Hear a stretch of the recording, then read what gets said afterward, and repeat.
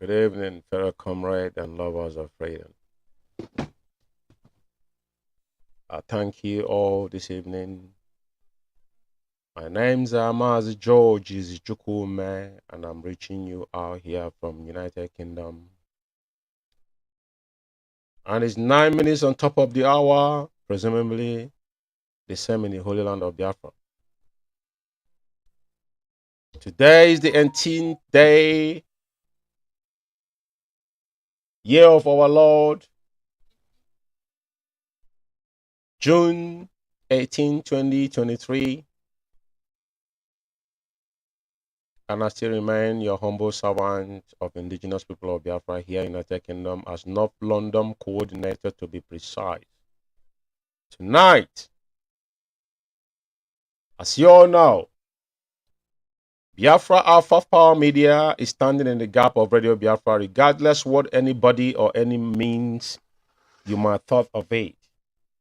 Unequivocally, we are here to beckon and continue to sensitize those that are actually the members of IPOB that have taken up their shoes and slippers to took that oath of honor to serve their nation.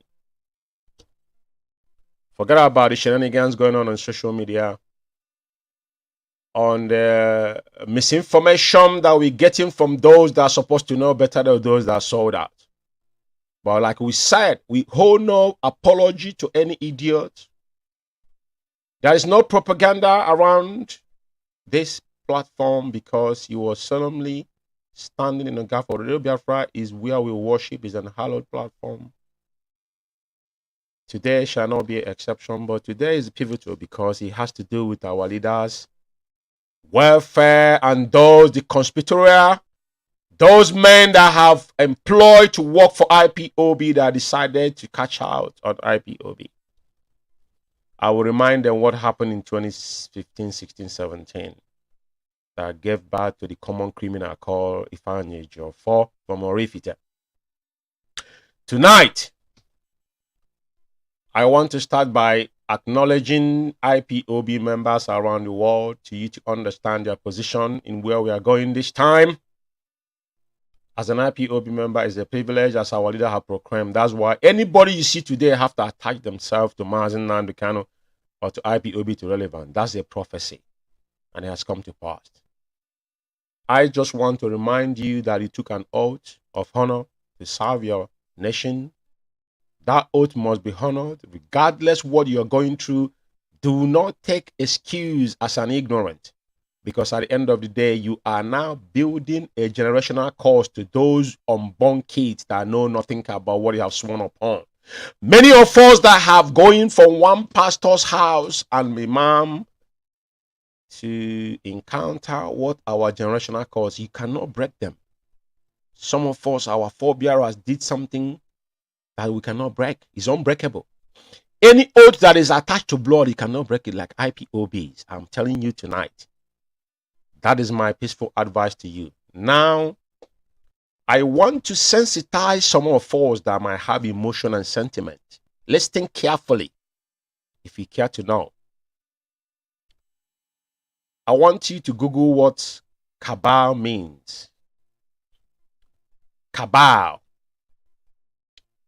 The definition of Cabal. The definition of Cabal is simply mean, if you go in Oxford Dictionary, it says some common synonyms of cabals are conspiracy, intrigue, mechanician, and plot.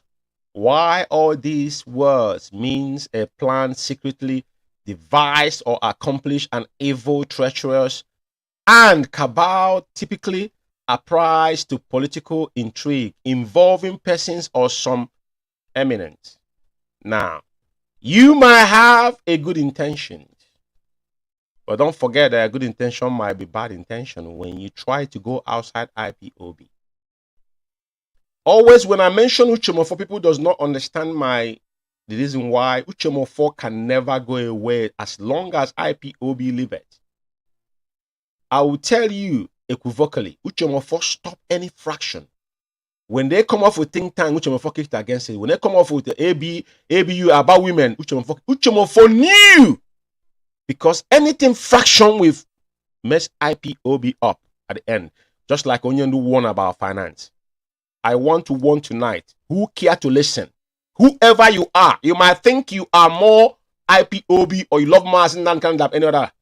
Any name you fronted that is not IPOB, I, George Umeh, will come out on this platform and shred you. I repeat, any man or woman that fronted any name that is not IPOB, I will come out on this platform. This platform is standing in the gap of Radio Biafra. It's sponsored by no man. It's under IPOB United Kingdom, under leadership of Mrs. Strata. I'm saying it tonight loud and clear to everyone that want to listen. Any man or woman that front any name that is not IPOB, I will come after you. I don't care who you are. Take it to bank, I said it tonight. IPOB is one indefatigable under the leadership of Mazi Kanu. I sworn an oath to protect this family. So I want to make it out. Cabal can be built. You don't even know you're building Cabal. Cabal means when you go outside IPOB agenda, on your own agenda, personal agenda, means Cabal. That's what we are fighting against. I will stop here. Now, tonight is about the man. I hope some of you have seen this what I put up on the screen here. Because you know, when we come with facts and figures. We just don't show up without saying things the way it is. As you see, our flyer tonight was about Sunday emergency. It requires that we come on air to let things to bear, as we normally do. The host is Mazi, Umeh, Alpha Power Media, standing in the gap of Radio Biafra regardless. The two criminals you've seen on these pictures and so-called Sam Ezekome. Ezekome is a common criminal. To hell with all of them. If you compromise, we pay you to do work for us. Ejiofor was nobody in Abuja. He was scavenging in Abuja for so many years as a property manager. We know how lawyers do, especially in the zoo. And Providence brought this idiot in IPOB when Obete was recommended by our former deputy Uchemofo. I want everybody tonight, regardless what Uchemofo have done. I live in UK. Uchemofo can tell you tomorrow that I, George Umeh, since all these things is going on, I have never contacted him. I have his personal. If I want to contact, I will contact Uchemofo. I respect that man immensely. Because you know why? I know my reason why. I was an IPOB when we are going through turmoil. Nobody like that guy. Take it to bank, I said it. I'm not blowing his horn. If is there any man that above Uchemofo, show me that man, I'll tell you who that man is. Uchemofo know his limits. You know, in life, what makes you a human being is know your limitations. Ejiofor, all the audios that happened to Ejiofor, if you trace it back, Ejiofor orchestrated them. Remember Ejiofor family compound when the so-called zoo military invaded it? How was it looking like and how was it looking today? Did you ask yourself, how did Ejiofor manage to build those houses? Set up cameras and all those bulletproof doors. Where did he get the money from? How comes overnight he can afford all this before now? For you to ponder about now. Ezekome was somebody he brought because you know he's facing criminal charges, defrauding people on his own lane. He's a property lawyer in Abuja, which you know how zoo system works. What Ejiofor has been doing over time all these years was getting our people out under money. We pay money to get them out. Onyendu have said it. I can bring the records back to you. Now, Michael Ezekome, Sam mean nothing to me, to be fair to anybody. Sam mean absolutely bunkum. As far as he studied under zoo, because he claimed he's Sam. But who foresees him, which is the Attorney General, is Malami. Malami is a stark illiterate, he's a jihadist. The man is a jihadist. He knows nothing. So how could you come and tell me you're educated? I'm going to play some videos here at the end of the day. But I want to make something abundantly clear before I continue on this program. As you're looking on the screen, you can see these both men, these both two criminals. I'm calling both of them Mike is Zekome. I'm not giving him Sam. Sam is us. I said it, George Umeh. I said about this because he was sacked. This guy they call a Jofo, for him to deny Andy Ubada helped him to go to school. His father did not. It came from all of us, some of us come from a poor family, average family in Biafra land that we migrated. And I, George, cannot speak ill against those that I know that helped me when I was there, down below. He lied against those that helped him. You know the kind of, he has no reputation. He has issue with Andy Uba. Andy Uba, he said Andy Uba never pays school fees. Tells you all you need to buy. His character should remind you who Ejiofor is. I grew up in Idemili. Ejiofor could not come to my father's restaurant back in the days, including his father. Let him go and inquire about me. He will know who I am, like I'm talking about. He blocked me on Facebook, which is pathetic because I told him the truth. We don't blow our horn. We say the way it is. It doesn't matter. You can go to hell. I don't give a crap. And I would advise Michael Zekome Sam, please, it's better you discharge yourself with honor. But if we find you write anything contrary to what has been said, you are sacked. You can say Mazi and the kind of family, Onyendu have sacked both of you because when was the last time you went to visit Mazi and Nnamdi Kanu on the SS dungeon? After the charade that happened on the last court, both of you were giving interviews because you want to be called at the back. And now Tinubu have entered. You know, we see protests, but I'm going to play some videos here. People want to be relevant to talk about Onyendu, even though things that has nothing to do with our leader. Onyendu have relieved their duties as they have compromised a standard. These two men, I will give you the videos where you can see their complicity is in parallel. We don't say things without bringing evidence with us. That is why Alpha Power Media representative who don't lie against any man. The recharge card media warriors now is now exposing themselves. They are now saying openly that they lie against individual, which is they blackmail people under what they told them, because none of them, I don't say things I don't know.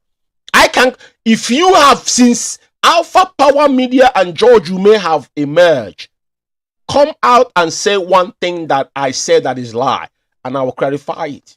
Live on air, with my face. I don't hide my face. These two criminals have been sacked from IPOB.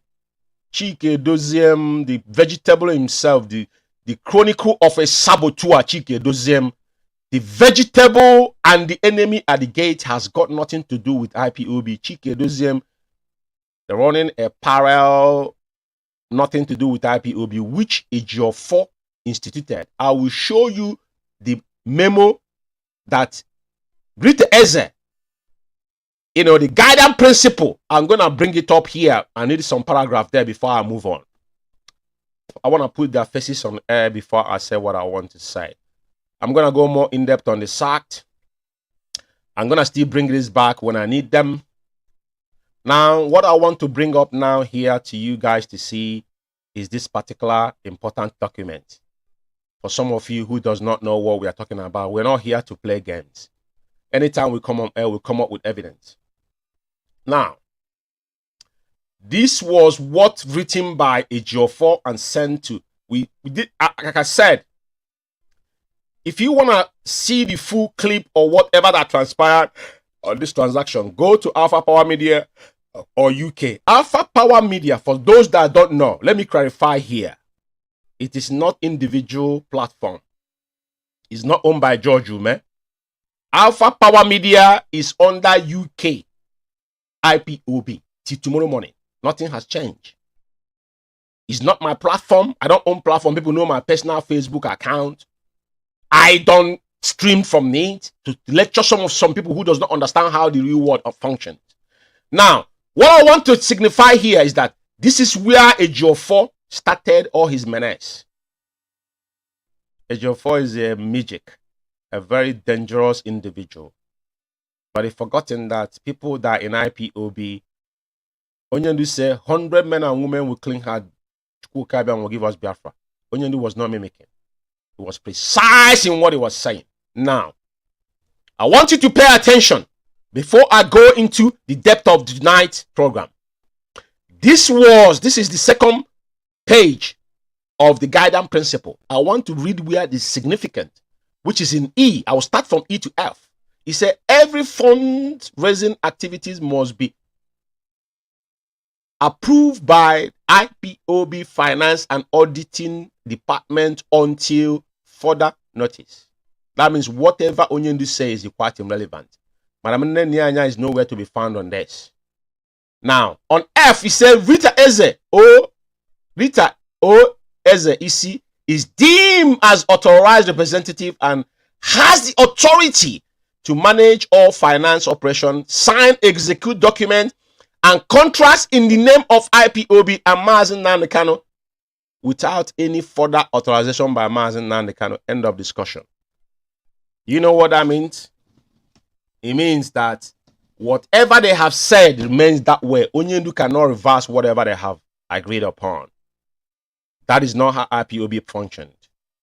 I want to remind you tonight.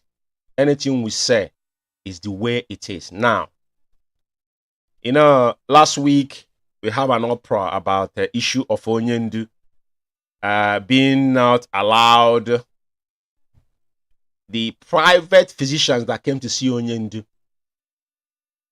he had the devils on himself, what is called Chinas, and what the devil's child, the slave child, came on air ranting that they're going to operate Onyendu, they're going to give him anesthesia, he's not going to wake up. He fabricated so many stories about our leader. This was Onyendu's wish. They were going to do extensive examination about our leader to ascertain. We've been shouting that Onyendu needed a medical attention by his own personal physician.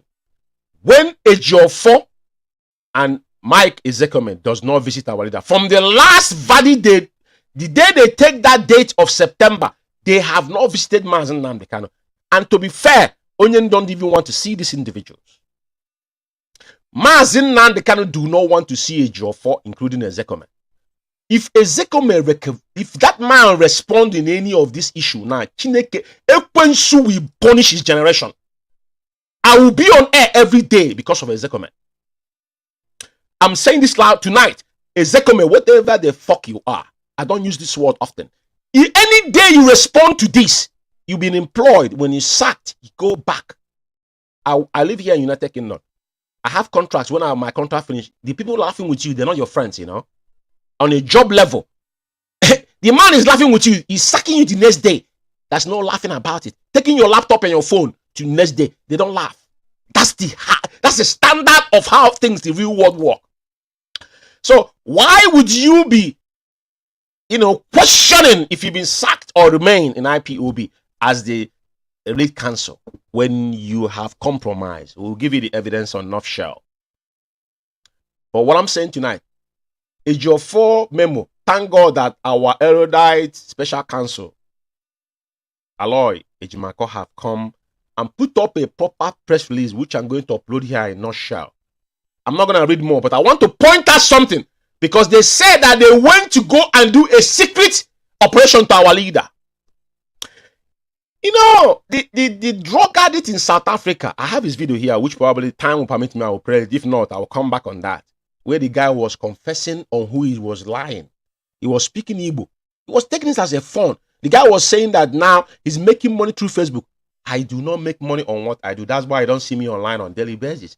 And this platform is owned by IPOB United Kingdom, not by Maz George Umeh, not by any individual. Alpha Power Media is under, I repeat, Alpha Power Media International is under UK National in conjunction with UK Media and Event.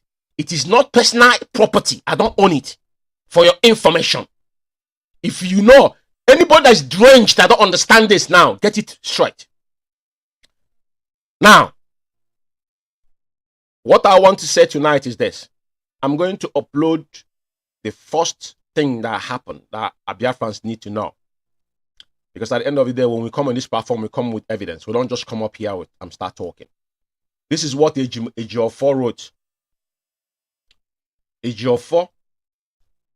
This is the Ejiofor write-up. You know, I put it there, but it's the Ejiofor's deceit. You know, this is what he said in Facebook, but I put it on PDF because we don't just come on air. We do works. This is a platform that is actually on standard level. Before we come out and say things, we have to have our facts right. Now, Ejiofor, in his demented mind, wrote this garbage here. Now, I want to ask Biafrans, I want to see where the red rice is. He said, indefatigable onyendu. That's a deceit. That word, Ejiofor is a lawyer working for IPOB. Why are you using the word indefatigable? You are not an IPOB member. Because you, don't forget you took oath to serve as an attorney under the zoo government. It's not supposed to be sympathized to IPOB. If you are following the oath you have taken, it don't need to be sympathized. It must be. Listen, in this country, we have even Igbo people that are actually lawyers that edit some of our people to go for asylum. They will be neutral in their jobs. Because when Home Office found them being involved, Home Office now will say, why are you meddling? I want to educate Ejiofor a little bit. Because he studied in the zoo, he's still in the zoo. That is why you could see the difference between Ejiofor and Ejimako. Even Simon Ekpa on his own, dilemma can actually point out to this fact. Like I said, even a madman can make sense when it's needed. Now, this man called Excellency Sam is somebody that Ejiofor brought to intimidate those that are around. Because there's no need of Excellency coming into this case in the first place. Ejimako was there. Ejiofor did not know what rendition was. It was when Ejimako explained. And there's no case against Mazi Nnamdi. He cannot charge Mazi Nnamdi any case without establishing where he brought him back. That is where the rendition plays in. Onyendu has no case to answer in the zoo court.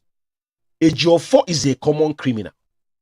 Ejiofor is a facing fraud case in Nigeria. In Nigerian court because Ejiofor was a property lawyer in Abuja. One of his clients is defrauded. The person have sued him about 6.something million naira. It's a case he has to go and answer. That is fact. That's one thing I want to take from here. I don't want to bring Nwasile, which they call China Sanwo, the faceless monk. Remember they said they smuggle some lawyers to doctor to go and operate Onyendu to kill Onyendu. They're going to give him anesthesia. I want you to look at this so-called press release Ejiofor wrote. On the number 1, I marked it up with red. Listen carefully. He said, I will read above before I come down. He said, it's important to make a following statement, stroke clarification. Ejiofor writing, not me. Ejiofor writing.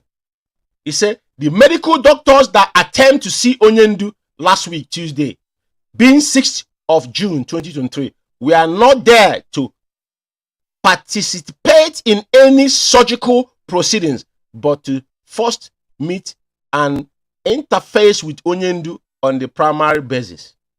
What were we saying? Ejiofor said this, but China Sanwo and the Irats said that they went to kill Onyendu, they went to do operation.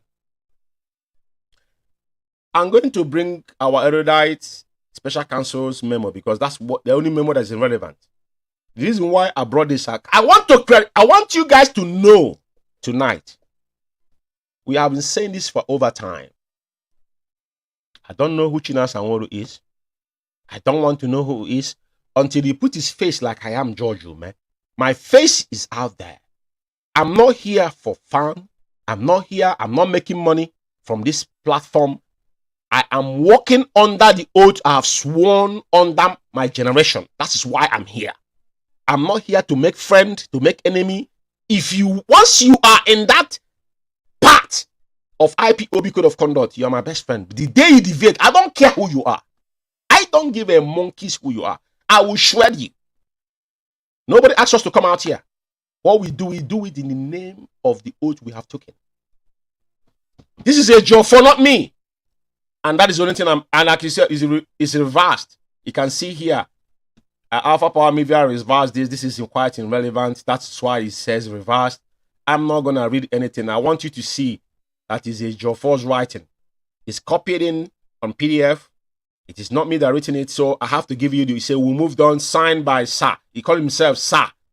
Ejiofor S ESQ in bracket KSC IPOB lead counsel, but they didn't show up. They will have a landslide, which I'm going to play the video. May God have mercy on upon of us. And this memo here, which is quite irrelevant, I want you to know that Paul Chike Doziem has got nothing to do with IPOB. He can't speak because he's dumb, deaf and dumb. He's a common criminal. Chike Doziem is a common criminal. But let me tell you who misled Chike Doziem is Abani. That nitwit. Abani, like I said, you know why they cannot Ejiofor just blocked me yesterday. 2 days ago, Ejiofor blocked me because of this issue. I wrote something. I didn't screenshot it. He blocked me. Anybody can go to Ejiofor's, the day Ejiofor wrote that, go to, if you know if George Umeh is lying, go to that particular, those that can access Ejiofor's Facebook account. Go on that particular, this particular, I want you to go down to this particular write-up. See what I said there. That day, Ejiofor blocked me. He blocked his father, not me. He blocked his generation, not me. Like Chike Doziem, I don't gossip. Like I tell people, I don't gossip. Gossip is not my. I don't waste time within. I fight enemy head on. That is what Onyendu taught us. So, what I want to say to you tonight is this.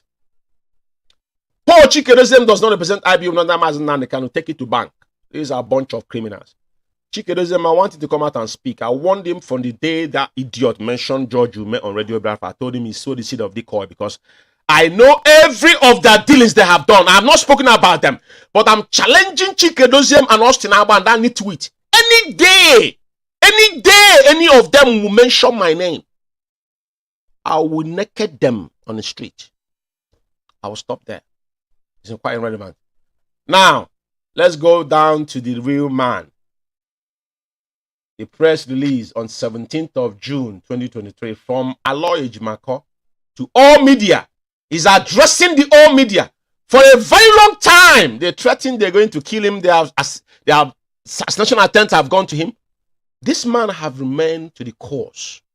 We are paying him. He's working for IPOB.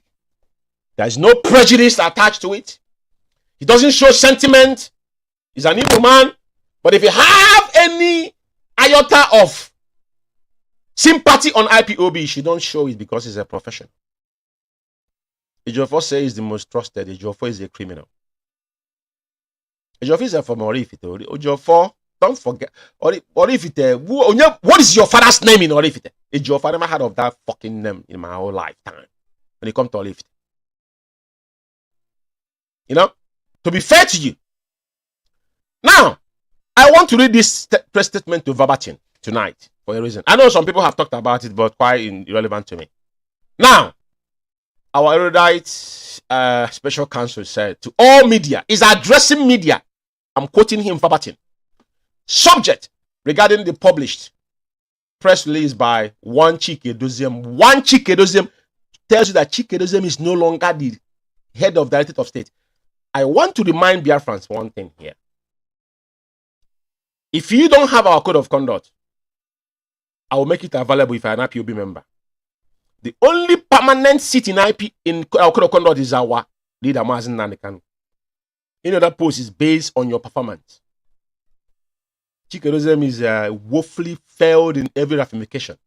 Now, he said, one Chike Doziem that has banned me from independent medical doctor from visiting Mazi Nnamdi Kanu at DSS. My attention has been drawn to a defamatory press release presently in active publication and circulation, signed and distributed by one Chike Doziem. I love that one Chike Doziem, purporting to be leader of IPOB Department of State, which is not any longer. Stating that he has banned me from visiting my client. Can you imagine? Let's be fair here. Where Chike doesn't live in basement in freaking Switzerland. You don't even know how Onyendu looks like as we speak. A man that sees Onyendu 2 days, he giving him, he banding him. Listen, I have been in prison before, though. I have been in prison before. I have. Not for crime. But maybe you were arrested by not committing any crime. But I decided who come to see me. In a Western world, it is not something you have to question.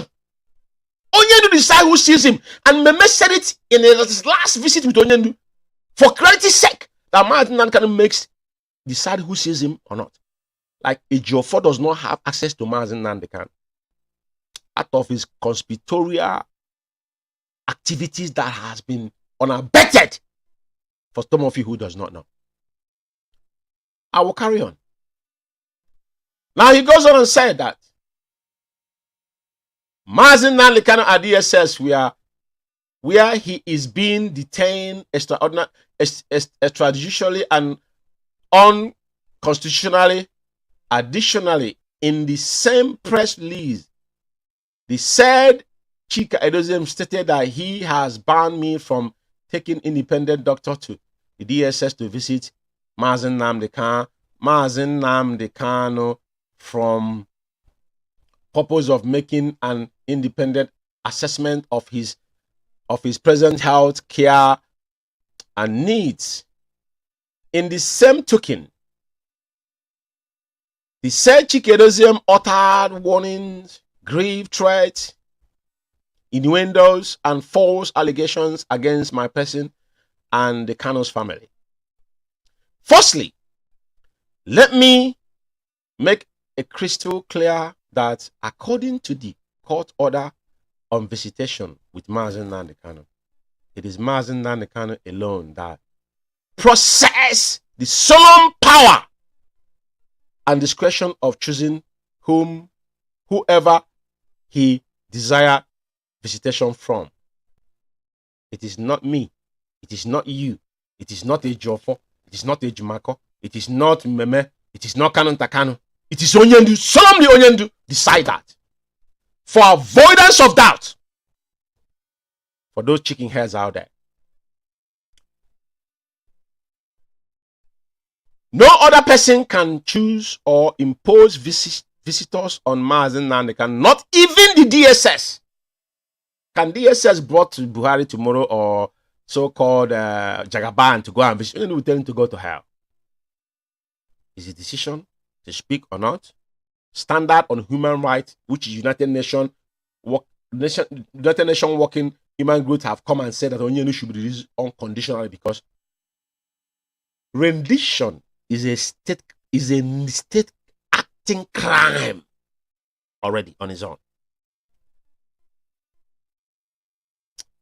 The IPOB and Mazi Nnamdi Kanu's lawyers or relatives, therefore, this Chika Edoziem and his Inc.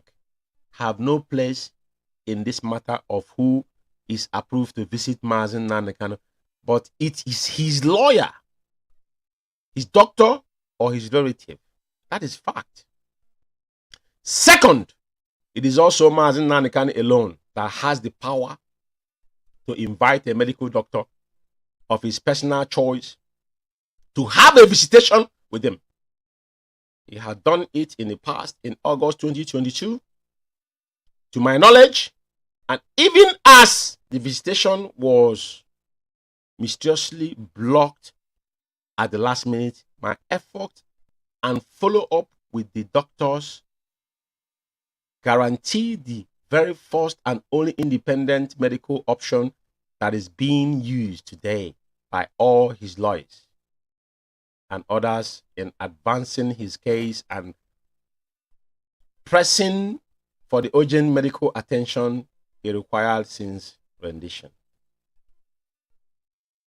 For avoidance of doubt, it was Mazi Nnamdi Kanu who directly assigned this task to me as part of my complex brief as a special counsel and as part of the all-round effort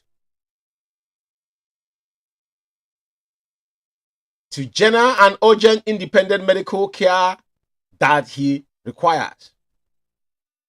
There is nothing in the in this crucial task that made it necessary that this matter of health, which has been urgent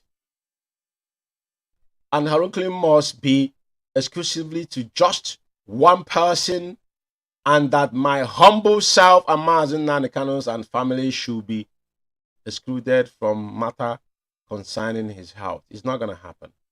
Thirdly, the same publication suggested that this Chikedozium unrightly admitted that he and his ink were part of the grand conspiracy that had blocked the two doctors chosen by Mazi Nnamdi Kanu to visit him on 6th of June 2023, just because I was the lawyer that had, as part of my brief instruction, prepared the letter introduction the DSS had demanded for the visitation at the last and crucial minute. This is shocking. Ominous to say the least, but leaving the aside for the moment. Let me sound this note of warning. When you block independent medical doctors from visiting Mazi Nnamdi Kanu, even when you knew that it was him that personally choosing these doctors and inviting them, you must know that you are deliberately endangering his life. Think about it, Chikedozium and his gang of criminals. Think about this, because a day of reckoning is coming. This is shocking. This is shocking. And ominous to say that last, but leaving the aside the moment, let me sound this note of warning. When you block an independent doctor, which I have read, now I'll go back again. More so, it is pertinent to drum it home that it is inherently evil for anyone to use the life and death matter of Mazi Nnamdi Kanu's health to settle phantom scores with his family or any of his lawyers. Remember these words. I know it might be in English words, some people might not just as the phantom scores. Maybe you try to think, like you have done it, like what people do is naturally done something, without even thinking about the consequences of it. So going forward, any person who is still walking this dangerous path should be well advised to cease deceit, and pedal back. If you persist, this costly, Mazi Nnamdi Kanu and the whole world knows, will soon stop you, because it is so wrong and he does not play with his life, with his health, like you are doing at the moment. Finally, the highly publicized and sectionalized statement by this Chikedozium and his ink that my humble self and Kanu family and two other doctors were blocked on 6 June constitute danger to the life, health, and safety of Mazi Nnamdi Kanu has been noted in stone and will be dealt with at forums and place of my choice. In the meantime, I am dealing with the private threatening issues against my persons and family on account of such grave accusation. This is kind of heartbreaking that we have a lawyer, China Sanwo, have come on air and threaten, even mention his name. But one thing I want you to take home, if you listen to what Ejimako have said here, his press release was like impeccable. He can't falter it, he can't question it, and he go back to what Ejiofor wrote here, because that is where they drive their agenda is from, that they took doctors to go and kill Onyendu. But even their own so-called boss, because for avoidance of doubt, Ejiofor is the one running the so-called dogs. They're not DOS. I'm talking about dogs in small capital letter, D-O-G-S, dogs. You know the dogs that bark, that cannot even bite. These are the men. These are evil men within. But this our errant special counsel have, God has in infinite mercy, exonerated him, because now a GO4 have confirmed that those doctors were not there to perform any surgery to Onyendu. They were going there to assess our leader's condition, but they blocked it twice. That's what tells you all you need to know. I have to move on from this place now because I don't really have much time. But now, as I have played all this now, there's one thing I want to let Biafrans know.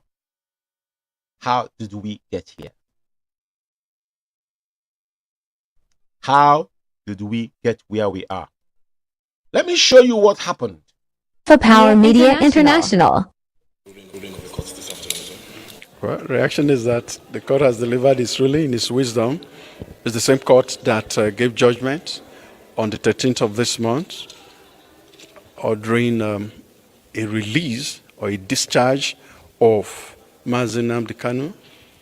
Well, the same court in its wisdom has this afternoon, though a different panel, but the same court of appeal, held that there should be a stay to that same order of discharge, meaning that...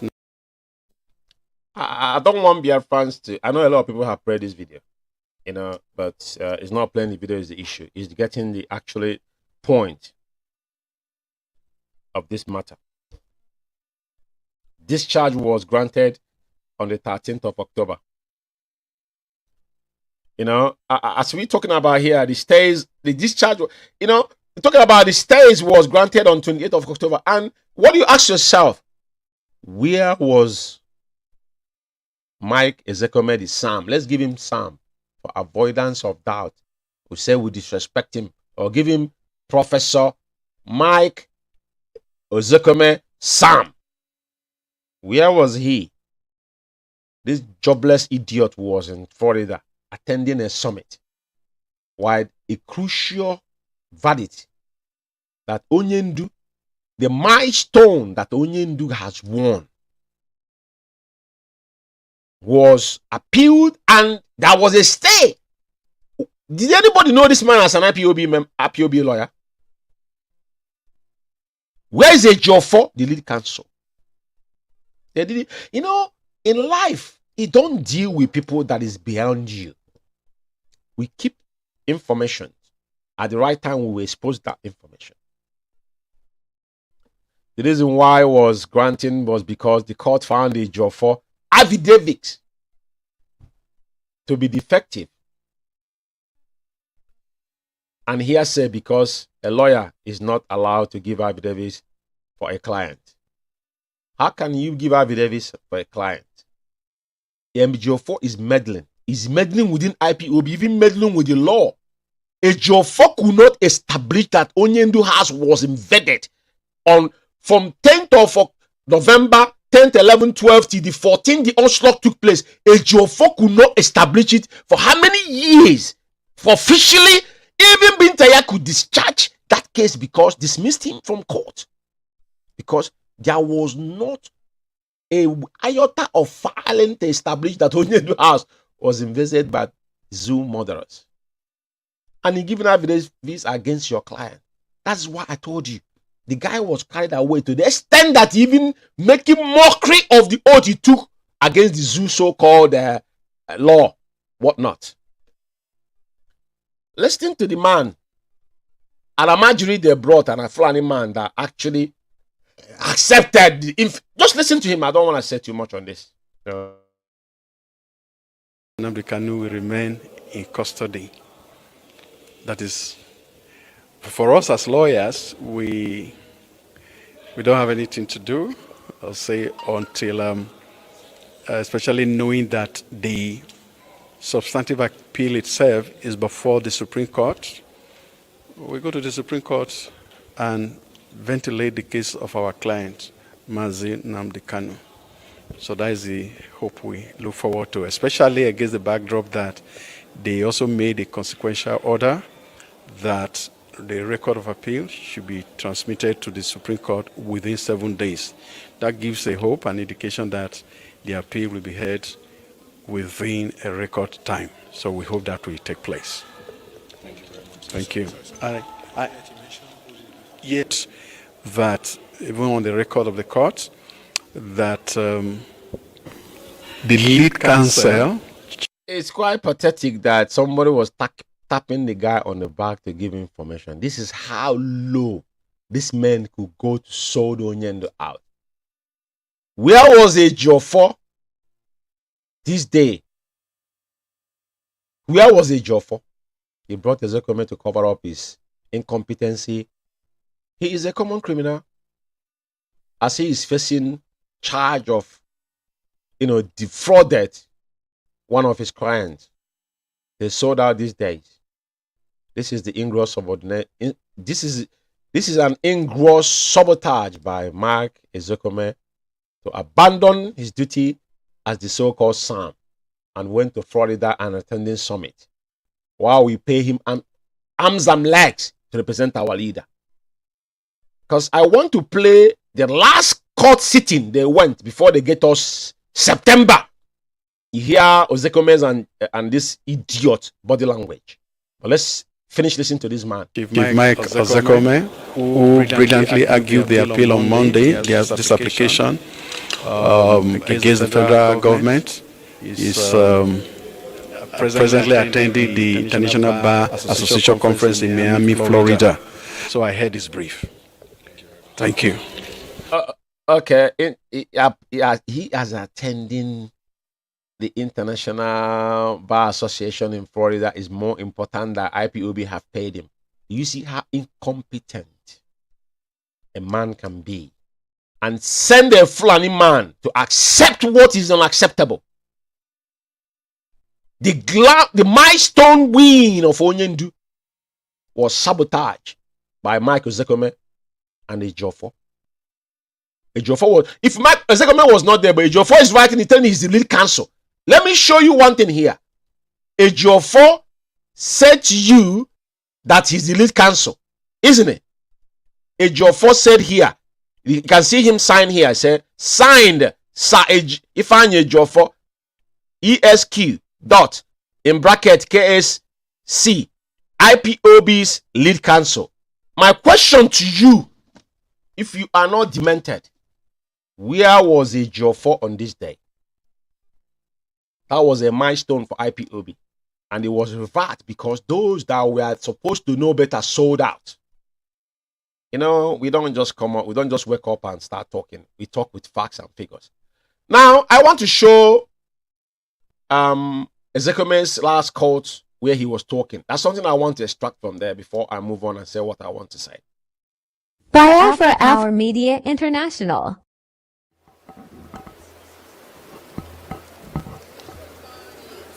Yeah, good morning.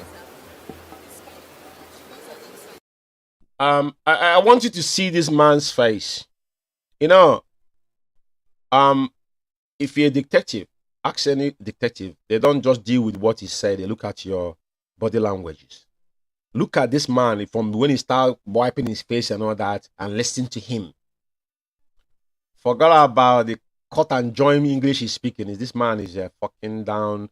What he's talking is jargon. I live in the UK. The word he's speaking, I live in the country that invented it. I live here in UK. And I know that people have dealt with it. He wouldn't dare come close to them in his miserable life with all his so-called Sam. I'm not bragging. That's fact. But let's listen to him.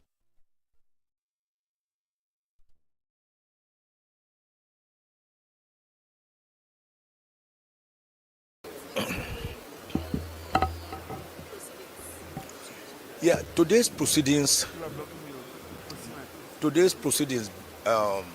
border essentially on the main appeal, which we believe was ripe for hearing.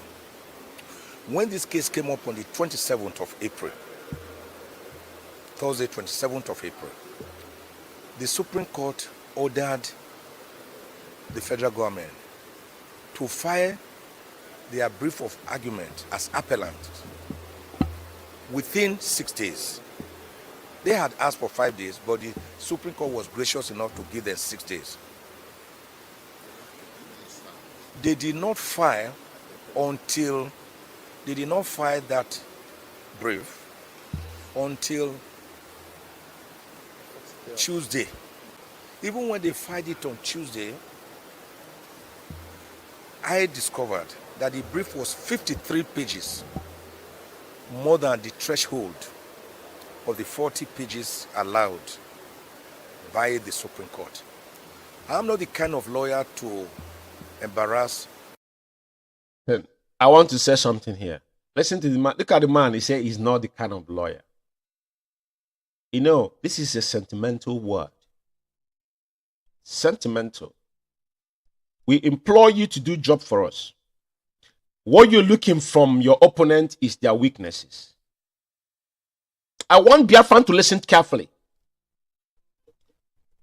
If you don't want to call this useless man called Mike Ezekome out, this is where you should call him out. I will edit the video again, differently from what you've seen today or now. If you don't want to call Mike Ezekome, I'm not putting professional, that's Sam to him. He's a useless man. George Umeh said it. Take it, quote me anywhere. You are not the kind of lawyer. Now, you found your opponent that you want to advance on, made a mistake, which you're supposed to capitalize on. I use the word capitalize. Let me use it again. That you should take advantage of. He's telling us that you are not the kind of lawyer. Double standard words. This man is an imbecile. Mike Ezekome, whatever. I said, George Umeh, I want you to respond. Mike, listen, our special counsel have written. Write anything. All your generation. All the things you run around giving interview about Biafra, you are pretending. All of you are hypocrites. Psychophants from the pit of hell. You are not the kind of lawyer. We paid your ass to work for IPOB. So when you find any loopholes that you have to use it against your enemy. If you're real, I would like you to continue exposing your incompetency and idiocy for Christ's sake. Of the 40 pages allowed by the Supreme Court. I'm not the kind of lawyer to embarrass opponents. So I told the Supreme Court, I told Gazal SCM from the Federal Ministry of Justice and his junior, I called them. You know, it's very pathetic. He is now advising them, telling them how to do their jobs. Look at the man that is called Sam and the so-called professor. You have an advantage over whoever your opponent. Then you couldn't use it. Then he's telling them what to do. And what do they do? What do they do at the end of all this? Because you're giving them what you should have used against them. He told them what to do. You know, you're advising your adversary what to do. Not to work for IPOB we paid you for. It's a common criminal. Quote me anywhere. Michael Ezekome, I don't put professor, I don't put Sam. To hell with this monk. Is an idiot. Till tomorrow morning.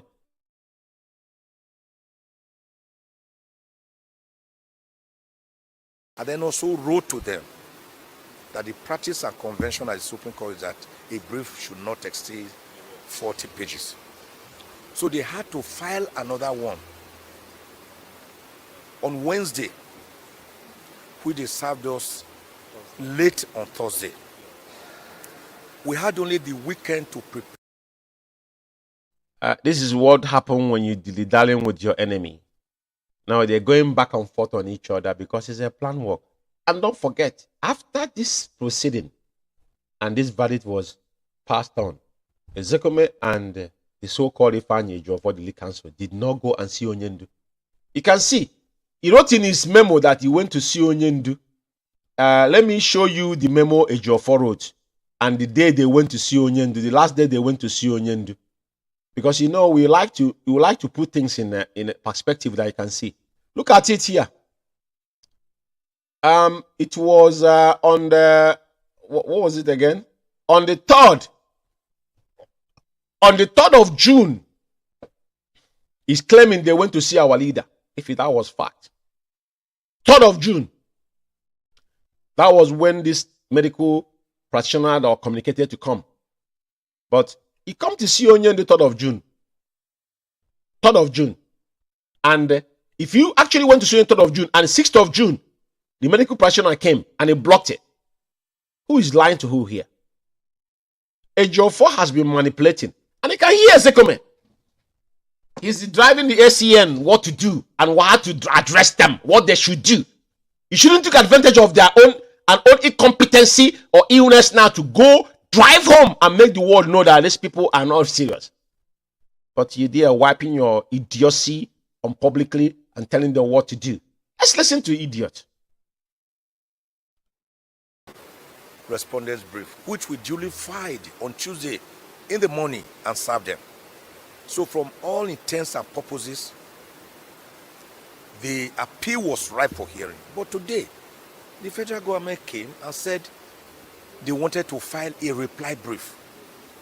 I told their counsel, you can even, these points of law you are showing me which you want to file formally, you can stand up and say them orally, verbally, and we will not oppose.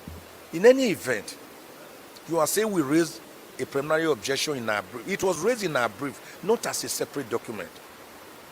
But I believe that their own intention was to stall the proceedings, because he said he had the instruction of the Attorney General that he must reply to it. I said, no one is saying you should not reply. But it doesn't have to be in a written form. You can reply orally. We have all done it now and again by replying orally, verbally.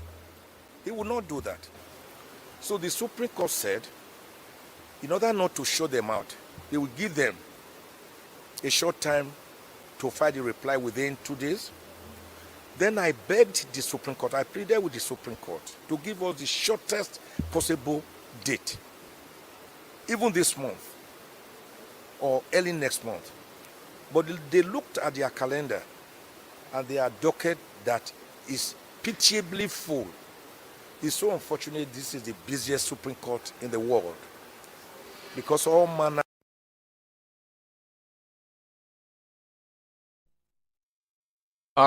It doesn't really make any sense. The fact remains that this man does not want anything. I want you to quote me anywhere. For the mere fact that he's suggesting to his opponent what to do and telling publicly that he's not a kind of lawyer, that is a high of gross incompetency in any professional in the world. Everybody, how do you excel against your opponent? You're looking for a slide, even winning. People win with mistake. So when I find you do mistake, do I have to correct you on your mistakes?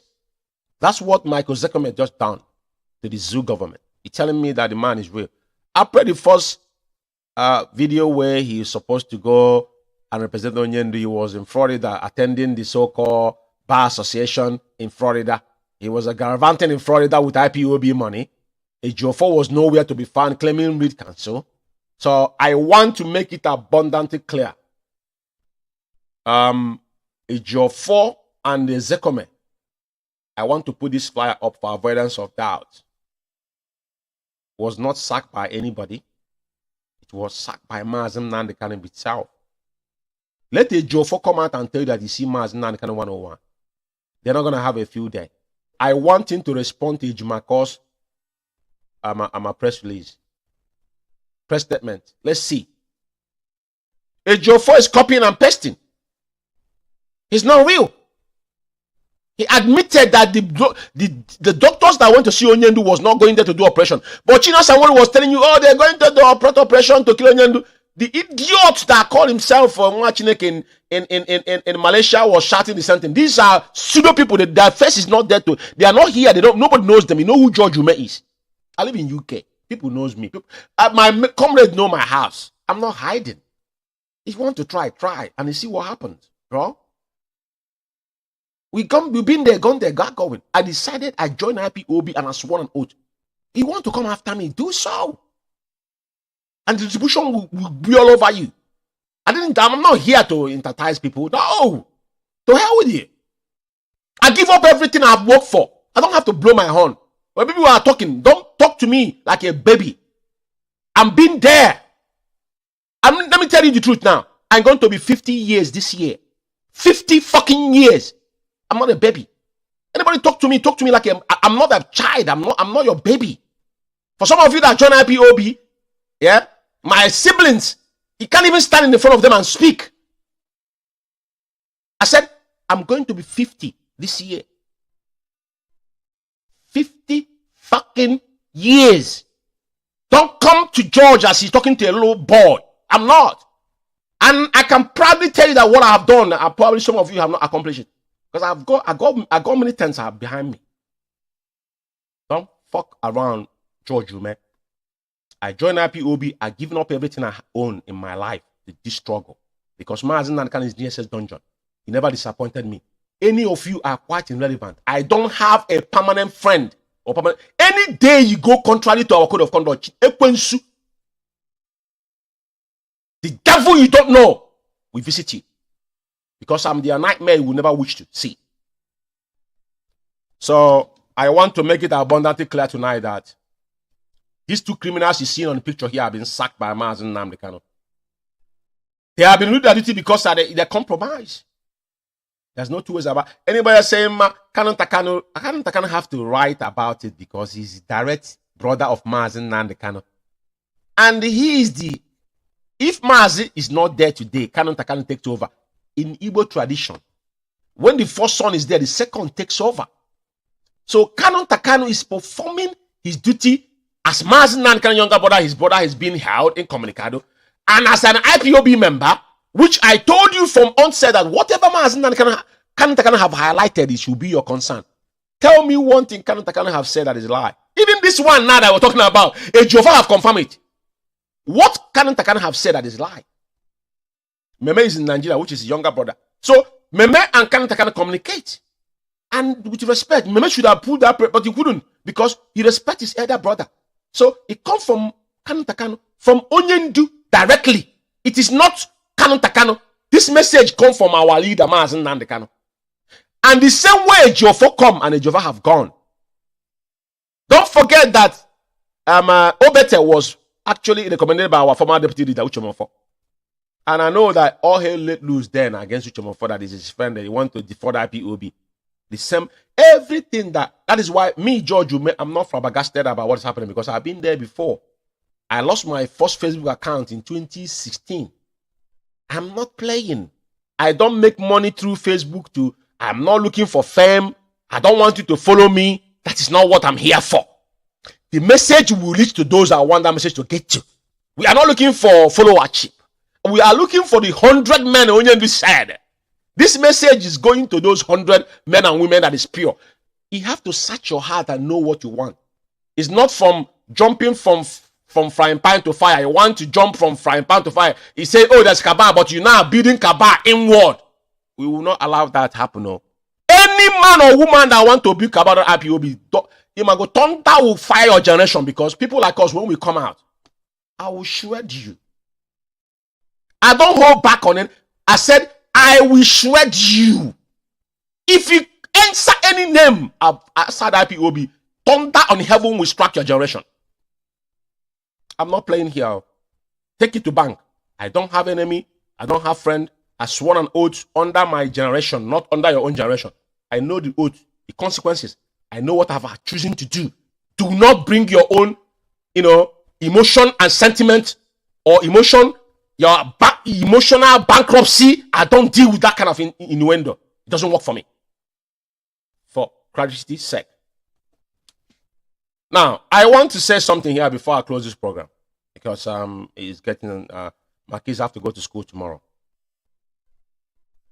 We saw the pig of the clique. Media International. I want to say something before I play this audio. Or the clip, what do you want to call it. In life, yeah, one thing is constant in life is truth.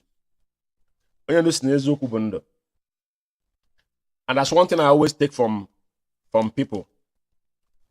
When you're talking to me, Ima, and in Igbo adage, he said, when you're talking, the person you're talking to listens, but you that are talking, you will speak and forget. But that person he spoke to, remember what you told them. That is one grave mistake some of us do. I said Okubo in 2017, 18, 19, when if you remember Russell, all these people, when he went to Hindu house and bowed down and all that, and he said that if you know where Mazi Nnamdi is, you're going to protect Mazi Nnamdi. Mazi Nnamdi have done what any Biafran dead or alive has done. I take it because he accepted. Go and listen to the message where Tony Nzurumike, the so-called deputy director of state, said when they went to visit Asare in Cotonou. These are people that sold us. Asare Dokubo came out to speak, not because he was talking out of the point. There's no charges that pending to Onyendu have to do with NSAS. Simple because they used the NSAS as a tribal issue to NSAS, and Tinubu was on the affair of NSAS. So you want to ignite that. So Tinubu will hold that grudge against Onyendu. Well, let me tell something to him, that issue of Mazi Nnamdi Kanu is not local. Onyendu is an international. And to be fair to anybody, I, George Umeh, don't fear for Onyendu's life. I did not fear in 2015, not now. Now we have a substantial evidence. We are going to court of appeal 22 of this month. 22 of this month, I will be there live. 22nd of this month, we are going to court of appeal. Based on, Best Man have tweeted that this is the side of every United Kingdom citizen abroad. It's not about Mazi Nnamdi Kanu. For some of you morons don't know. So this man coming to say this is just that he playing on the gallery on what they have told him to say. And because he didn't even say that Onyendu, did he talk about sit at home? No. He was talking about something no one have ever mentioned. He was going out of the box, talking about NSAS. NSAS has got nothing to do with Onyendu. But how did the NSAS, the end game was they turned it into tribal something that Onyendu, that they were fabricating that Igbos are causing mayhem in Lagos and blah, blah, blah, blah, blah. At the end of the day, all the business in Lagos owned by Igbos. How many Yoruba people own business in Lagos? I literally brought up in Lagos. Can't tell me nada in Lagos. But that what he said shows you everything you need to know and who sent him. Now, that issue shows that Chike Doziem and China Sanwo and Gang of Criminal AGO4 are working with Asare Dokubo. I repeat, 2017, it is not AGO4 that removed that grant Onyendu the stingent bail. It was the pressure. Because Buhari thought he was going to have a cruise when he hold Onyendu. And I have to go back to somebody like Umeh. Umeh said, he make it easy, in the audio have it, I can play it here. That they mounted pressure. He mentioned names. I started saying that the oil theft is going to stop. I said, is he going to control Tompolo? Tompolo is bigger than Asare Dokubo. And other commanders down there in and when they talk about people don't know that in Niger Delta there's no oil. It's a pot of export. Just like Anambra oil now. They made it that River Niger, it does not have river. So they know systematically oil is nowhere.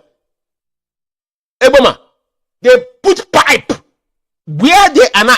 That is where their exiting point is. Like Anambra oil now, they run pipe to the exiting point. I grew up in Anambra. I grew up in Idemili. We know that oil everywhere.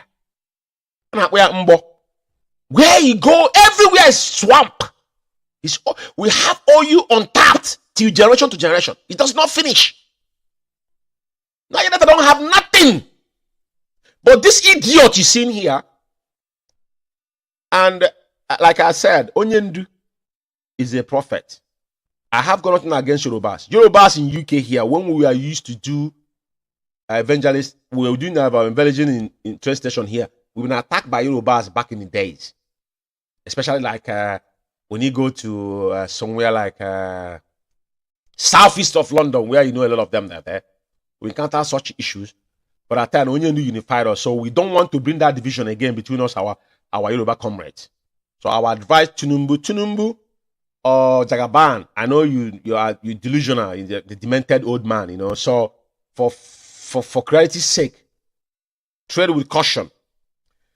Because if Yorubas want to stage fight with Igbos or Biafrans, you are bound to kill yourselves. Mark my words somewhere. But I want you to listen to this man and see where he's coming from. Because Ejiofor and Ezekome has been kicked out. That is why I said Okobona came talking about Nnamdi Kanu. He's not saying that Onyendu said what? He didn't talk about sit at home. Because you know, if he mentions sit at home, you know who announced the sit at home. If I said Okubo mentions sit at home, he knows who announced it. So now he's going to that Mazi has no, now they tell Onyendu has no control anymore. That Simon Ekpa wanted to hijack. The same old story. And now he's bringing NSAS that was unilaterally agreed by the youth of Nigerians, which they cowed them, all of them backed off. What does it got to do with Onyendu? There's no court of law charge against our leader about what happened on NSAS. And as Onyendu is today, before you charge Onyendu to anything in zoo, first of all, you must establish how you get Onyendu back to zoo. That is where extraordinary nation is playing in. But I want you to listen and see where Chikedoziem, Chidos and Woru, they're all working with this guy. Listen to him.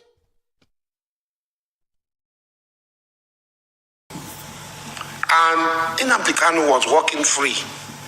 What did he do? He poured petrol. He was walking free. He poured petrol on the flames for NSAS. Now, he has been caught. What of the people who have died? This is a criminal. He should face the law. What of the people who have died by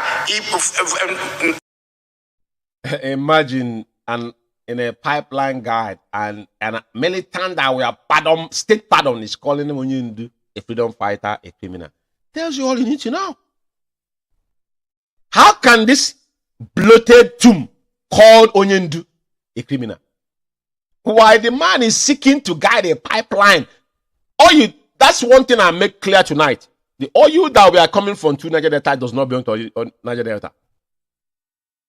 I don't call Niger Delta our Izom people on the coastal region of Biafra. I don't use the word Niger Delta because Niger Delta means we are the river on an ocean banked up.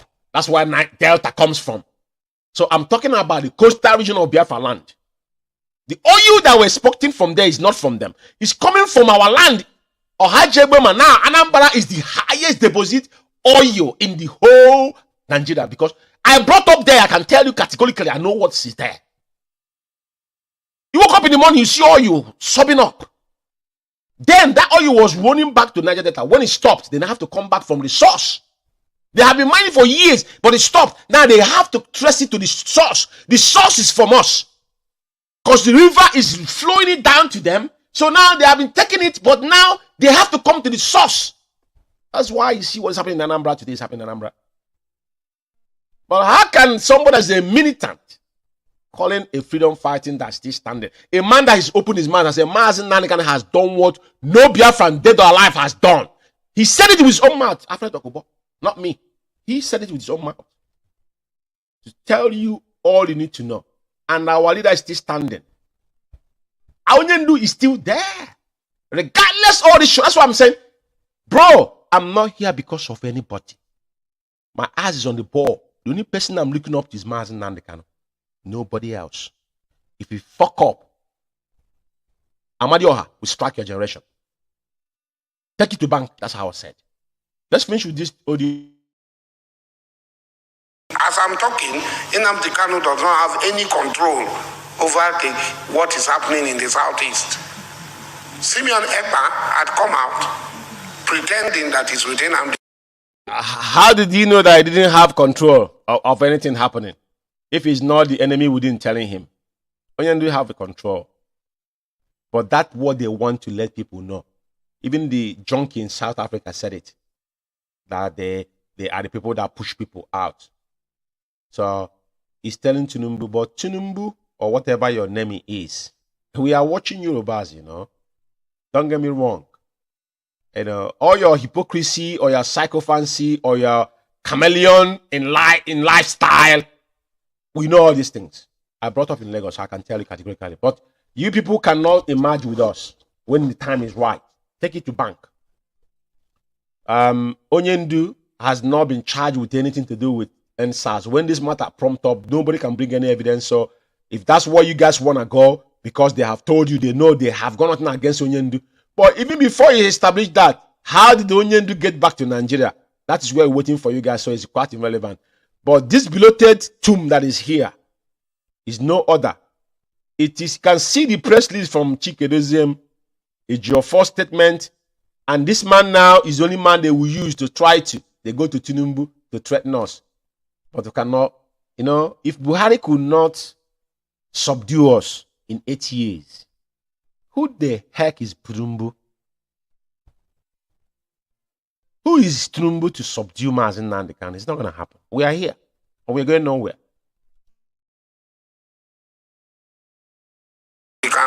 He has actually plotted a coup against Nnamdi Kanu to take over the leadership of IPOB. That is the truth of the matter. So releasing Nnamdi Kanu is rewarding criminality and rewarding gruesome murder of innocent people. He should face the law for the actions and the instigation he has carried out. So actually, what's the ask question?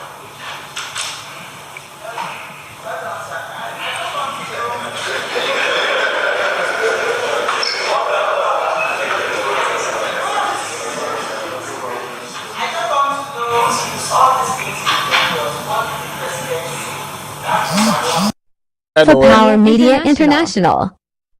And anyway, there's no more reason why allowing this to play. And to be fair, tonight, I think I'm going to shut this broadcast up here. I will definitely come back. And the sense I want to show quickly here before I leave. You know, our Elodite special counsel, Ejimako, often tweet about Onyendu's. Last week, he came up with Onyendu's inspired tweet. I'm not blowing Ejimako's horn because Ejimako is under the employment of IPOB worldwide. And is a special counsel to Onyendu. And I have a couple tweets here to show you. And these things are things that need to make you understand who is actually there to represent Mazi Nnamdi Kanu. All these words here is inspired by Onyendu himself. So, and one thing I must have to tell our special counsel tonight is this. It does not matter what the enemy, the arrows they are throwing at you, you must remain infringing on your part and deliver to the oath you have taken as a lawyer to do what is needful. But I know so many of us have read this, but the reason why I'm brought it up here, and I have his film, his works piled up. I'm not going to play them tonight. I'm going to have a subsequent program during the week. So I'm going to have my time to be able to deal with these issues. And regardless of the slave child, his last broadcast and all that, I have to go into in-depth of it. But tonight won't give me the chance because I've gone into up to almost 30 minutes on this program. So I will definitely shorten all this program down tonight with our leader's special prayer. And one thing I will say here is that Mazi and our special counsel, you need to be more, stand on your ground because you are a professional and you've been employed to do a work. It's only Mazi Nnamdi Kanu can decide who sees him and who is his attorney. Ejiofor was the event that brought him, and the event has taken Ejiofor away. Ejiofor is quite irrelevant. And there's no comparisons between you and Ejiofor. To be fair, I don't want to demean Ejiofor, but I reiterate, there is no comparisons between Ejiofor and Ejimako. In law practitioner, including so-called Sam Zekoma, you could see when you get paid, you deliver that job without sentiment. And I have to thank you tonight because you have done immensely. I've called your works that I have to play in my next program, but time will not permit me to do that anymore. And I have to thank you, fellow comrades and wonderful people of Biafra, for listening to me. Tonight's exposition is based on the illnesses of Ejumako, Ejiofor, pardon me, and the so-called Ozekome, the Sam. These are a bunch of empty vessels. They have got nothing to offer. They have collected money, and they want to mortgage Onyendu's life for their own selfish interest. And we are saying that we're not going to allow that to happen. I have a video that I'm going to left you guys with. I thank everyone who want to listen to me. And may IKECHUKWU continue to guide and protect our leader and the family for Onyendu, especially the second after Onyendu, which is Kanu Takano. Kanu Takano, you have to continue doing what you're doing. When people are saying that it's IPOB that employ Ejiofor, I want them to tell me that you're claiming that you love Mazi Nnamdi Kanu, but you have not gone to see Onyendu. It's only what they told you. You are not being there. Kanu Takano speaking to his own younger brother. Blood is thicker than water. As long as we must claim that we're IPOB, before Mazi Nnamdi become an IPOB, he has a family. And that family comes first.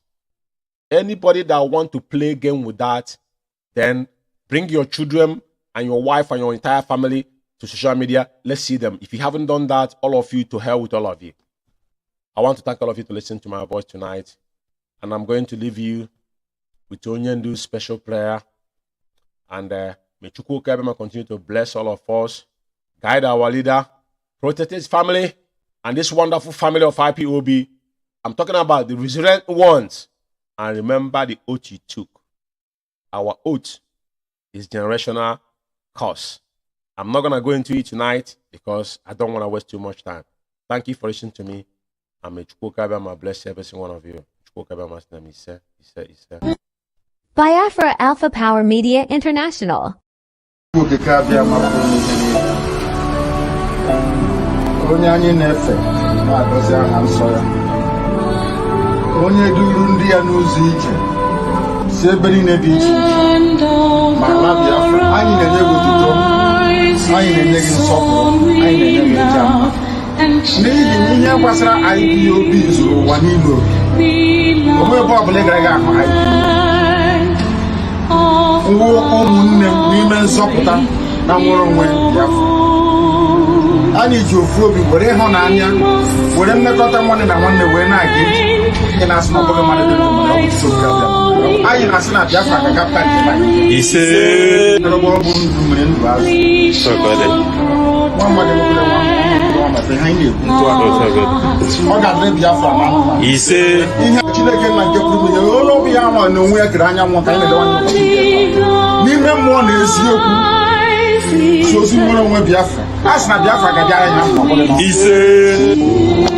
Anybody I curse is cursed. Once I condemn you, you're finished. Ask the Sabo, those that tried to take over power when I was in prison, because I valued them, thought they were doing what we all swore to do. As soon as I went into prison, they started to connive to take over power. Where are they today? Because I cursed them. So what is this? What you like? What you like is in public. What stupid country is that? What stupid country is that? I ask you.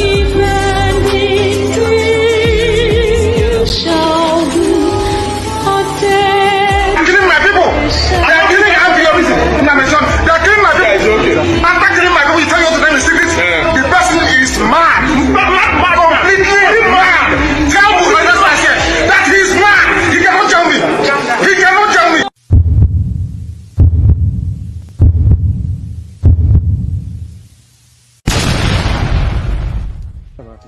Absolutely nothing. Nothing. I need them to understand this. We've crossed the Rubicon, the point of no return. There is nothing anybody can do. Biafra will come. Biafra Alpha Power Media International.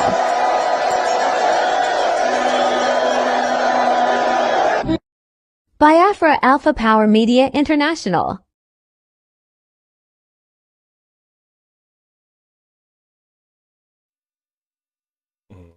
Good evening, fellow comrade. Good evening, fellow comrade, lovers of freedom, and people of goodwill. My name's Mazi Umeh. I reside here in United Kingdom as one of the principal servants of indigenous people of Biafra, North London coordinator to be precise. Today is the 9th day of June 2023, year of our Lord, and it's 10 minutes on top of the hour, 8 p.m. here in United Kingdom, presumably the same time in the Holy Land of Biafra. We are once again congregated here as a hallowed platform that standing in the gap of Radio Biafra. Biafra Alpha Power Media stand on that gap because as the Cabal have hijacked our mouthpiece, then it's imperative for us to lay things to bear whenever we have that time. Today is a bit of an emergency. A lot is happening, and we must let Biafrans know. Because whatever that happens within IPOB shall be discussed. We shall throw light to it. But this evening, without no wasting of our times, my monologue will always stand on the part of those that is pure IPOB members. I will always remind you about our vow we have made in this journey. Let it be told to every single one of us, specifically talking to the IPOB oath members. I'm not talking to Biafrans that are sympathizers from distance. I'm talking about those that have taken off their shoes and sworn an oath under IPOB.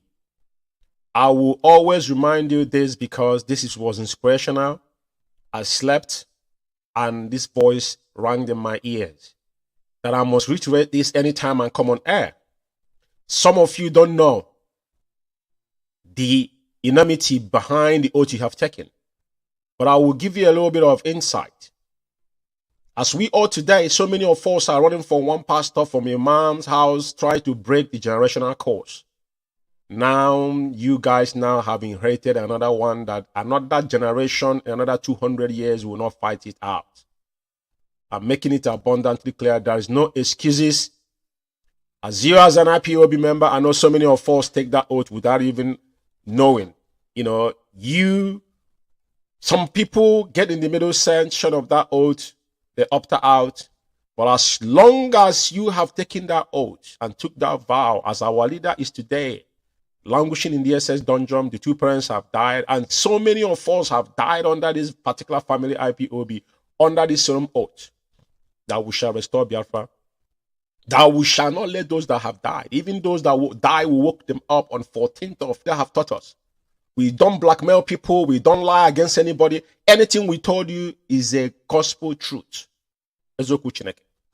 So my advice to every single Biafra IPOB member specifically, I'm sending this message. Anytime I come up here, I will remind you, if you, as a oath member, acting ignorant in the name of I'm tired or I'm confused, woe betide your generation. I repeat, woe betide your generation. I will stop it here. Tonight is going to be specifically for a man that have soiled his hand by Stefania Ejiofor. I'm going to address a couple of things about him some of us did not know and what has transpired from the day Onyendu was brought back to the zoo till date. And now what is transpiring, you see what I put here, Ejiofor does not know. Anybody should call Ejiofor and ask him or tag him after this message, Ejiofor, to come out openly and tell Biafrans when was the last time he actually went and visited Mazi Nnamdi Kanu in DSS dungeon by himself. I'm not talking about him sending one of his mistress to go there. And the most dangerous thing, Ejiofor have committed treason against Mazi Nnamdi Kanu and IPOB at large by feeding Biafrans with a false information, by interpreting what Onyendu never uttered out with his mouth. This thing started from 2021, the day Onyendu was renditioned. brought to the zoo, was kidnapped from Kenya and brought back to the zoo. If I need your for treasuries towards Mazi Nnamdi Kanu is something that is deep that some of you will not understand. But I will tell you one thing tonight. I will take it one after another. When Onyendu was renditioned and appeared on that court on that 29th of June 2021, after a few weeks, they given Onyendu the opportunity to see his lawyer. Ejiofor never stepped foot in DSS dungeon. From August to December, Ejiofor never visited Onyendu. If Ejiofor can come out and show Biafrans the evidence of visit to Mazi Nnamdi Kanu from August 2021 to December, 4 months in counting, Ejiofor never paid Onyendu visit. Ejiofor was sending his mistress, one of his mistress, to meet Onyendu. And other lawyers are accompanying before Ejimakadem come on board. And this is one of the things, that is where all things start falling apart. That is where Ejiofor started all this evil. In the name of his speaking for Mazi Nnamdi Kanu. Then, that was the first time Ejiofor falsified the memo that he sent to the guidance principal, you call it memo, to Rita Eze. You see, that was the guidance principle that led for them to shut down the account. That the money was in that account was $747,000. Onyendu make mention of this particular fund on second to the last of his broadcast, I think on the 3rd. That some people are holding our money in America because Onyendu instructed. And I remember Charles Rabbi on a confident told me that this money, Onyendu instructed Madam Oyibo to move this money. Madam Oyibo said yes, but because they all knew that Onyendu was, because Madam Oyibo, all of them, they were in the know that Onyendu was in Kenya. What was happening to Onyendu? They were calling Onyendu on phone. The day Onyendu was rendition, every single one of them they were talking to Onyendu because Onyendu supposed to held meeting with them, including the so-called dogs. They're claiming that they didn't know Onyendu was in Kenya. They're all liars. They know. All of them was in it. So now, the guidance principle which you have made available to you guys, Ejiofor sat down in his bedroom and drafted that and sent it to Rita Eze, in the name of new guidance principle where omitted Onyendu's name, that Onyendu's daughter does not require anymore. Once Madam Oyibo uttered a word, no one should ever say anything.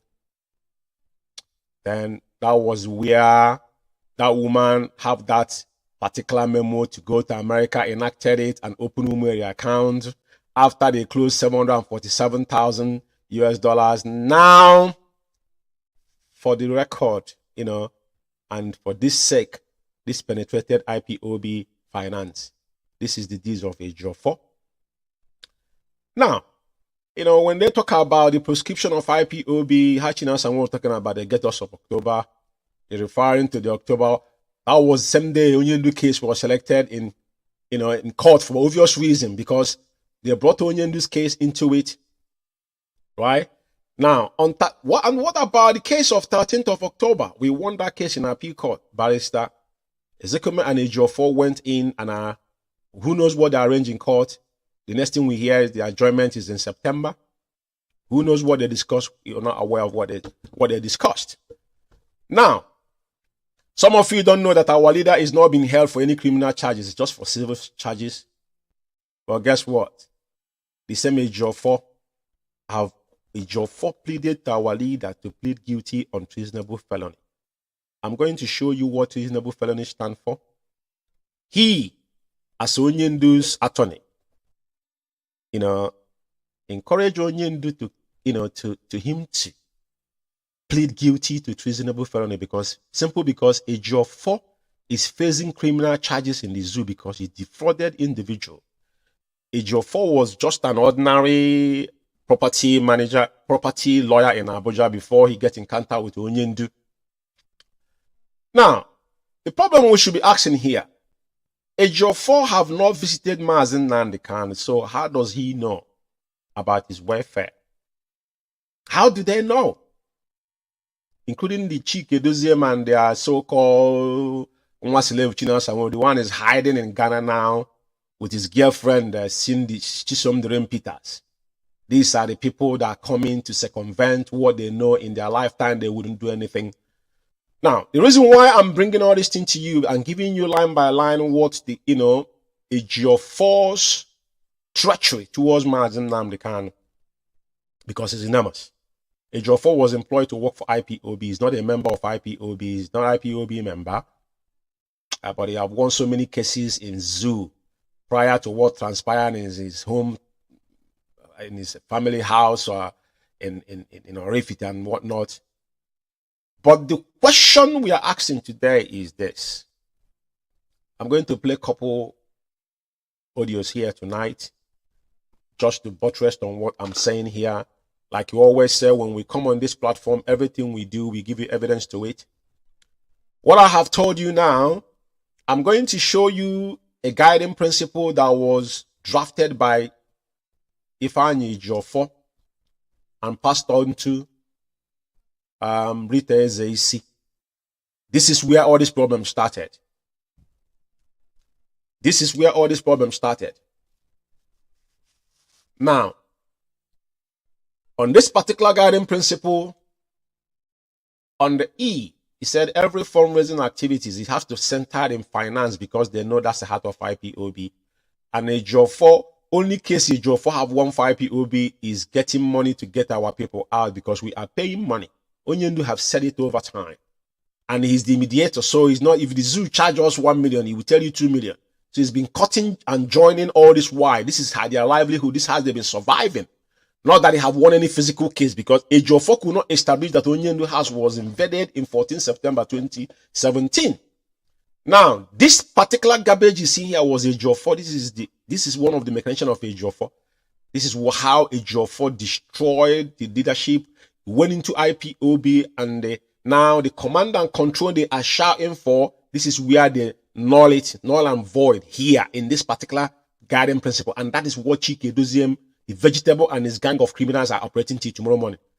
Now, what it says here on F is Rita Ezeisi is a deemed and authorized representative and has the authority to manage all financial operations, sign, execute documents and contracts in the name of IPOB and Mazi Nnamdi Kanu without any further authorization by Mazi Nnamdi Kanu. Also, all documents draft and final must be sent to, forget about the BWGG, which is via formal, the so-called lobby group. Now, this is where all this whole thing started, and this is why it's dangerous. But a lot of people don't know. I have to remind you guys the genesis of what is happening today. And as is now, the same thing is repeating himself now concerning Onyendu's health. The question you should be asking Ejiofor is, Ejiofor, when was the last time you went to visit Mazi Nnamdi Kanu to know how Mazi Nnamdi Kanu is faring? How is health? Remember, I made a broadcast on Wednesday. And I told you, anytime China Sanwo-Olu come out and say something, that thing he's saying is opposite. They were shouting that DSS should not, Onyendu should not go under knife under DSS. Now, Onyendu, private practitioner have come sanctified to access Onyendu. Guess what? Like I said it on Wednesday, it was them that stopped it because they are the one that told the DSS to stop those people that they wasn't aware of them. How would you know what is happening if you are not part of what is going on? None of you visit our leader.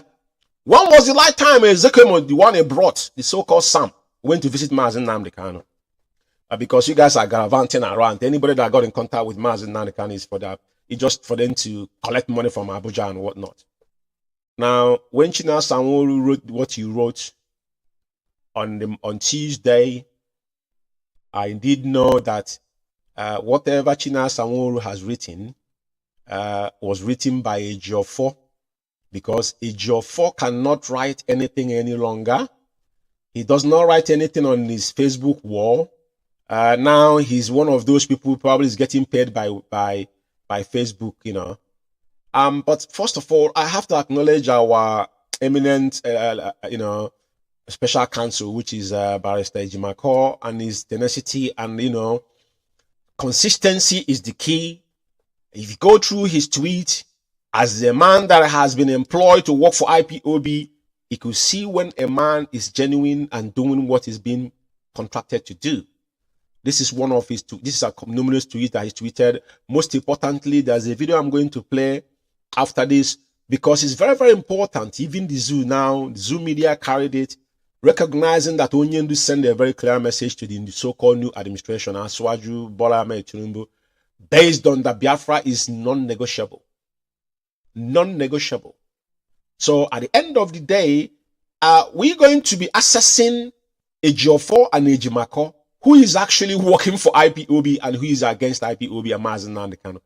And it's not far-fetched in Ejiofor. It's very, very obvious. I have never spoke to Ejimako in my whole life. I don't need to. He worked for IPOB. All of us are under IPOB.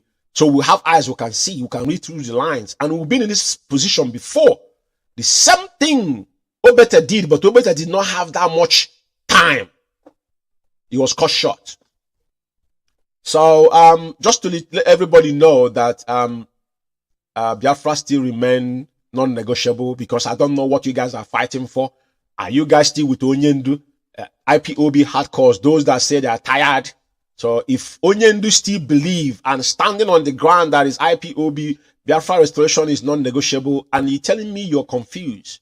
This is one of my monologue. I just made it abundantly clear to people to be wary of the oath you have taken. Do not mortgage your unborn children out of selfishness. Do not mortgage your unborn children out of selfishness. And as well, Meme actually said, I think on yesterday or 2 days ago, and that was a good news actually. Like I said before, Mazi Nnamdi Kanu will not die in DSS dungeon, And when I saw this light off from Meme, because those that were shouting that anybody that went to Onyendu, they're going to send their media rat behind them, and if they couldn't get them, they will send their killer squad in Biafra land after them. But you guys are gold for doing noble, because Onyendu, we shall never abandon our leader. I'm going to read a little bit of this that Meme wrote. It says, I just finished seeing Mazi Nnamdi Kanu at DSS Illegal Detention Center, Abuja. I informed him of what played out on Tuesday over his personal physician and ear specialist. Some people say that they wanted to, certain people, you are far, you are not there. These people can't even see their face. They are saying what they told them. But this is from the horse's mouth. Now, he went to now give Onyendu's update. Where is Ejiofor on this picture? Is my question to you people, to know how devilish and wicked this man is. How evil.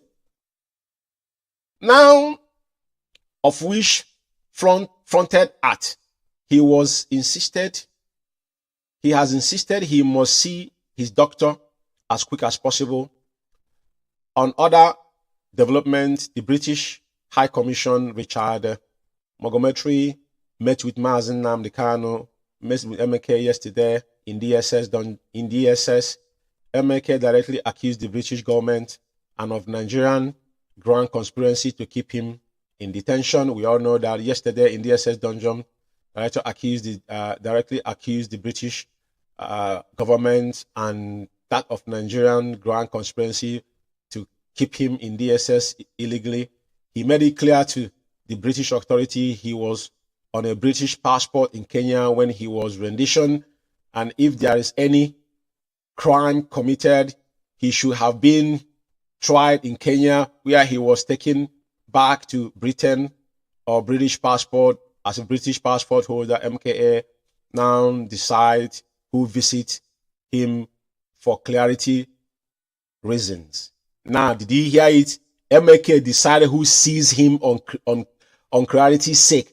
Onyendu decided who sees him. My question tonight is this. Ejiofor, when was the last time you see Mazi Nnamdi Kanu in DSS dungeon? Is this MK now decide who visit him for clarity reasons? Onyendu is a spirit, so he knows.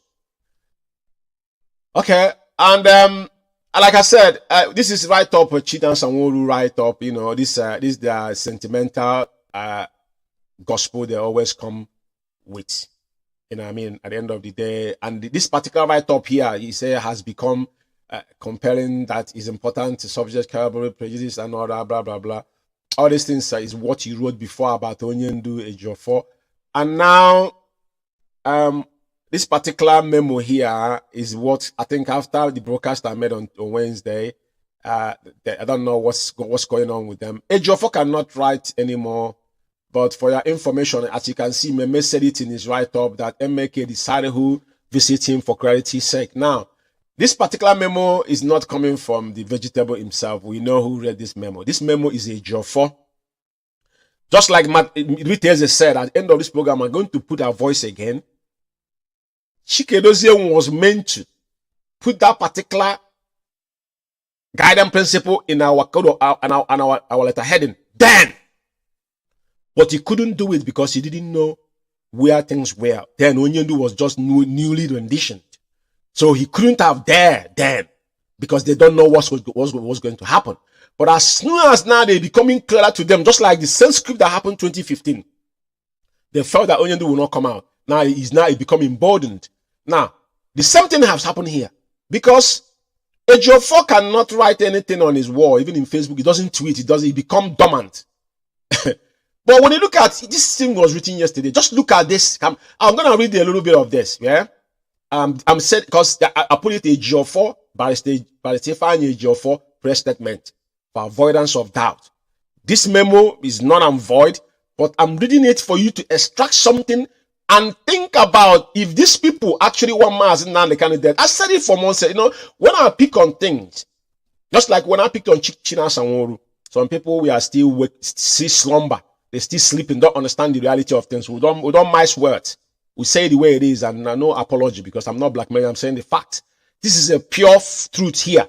This is not Chike. He doesn't have balls now. But read through, he said on the 8th of June 2023, the Directorate of State of Indigenous People of Biafra has deemed it extremely imperative to, you know, this English all the time, to make it a public statement and clarification regarding the issues of Mazi Nnamdi, the leader of Indigenous People of Biafra's health, and plan for him to undergo surgery while still in the custody of DSS dungeon. I mean, question is this, is that what plan have these people have for Onyendu?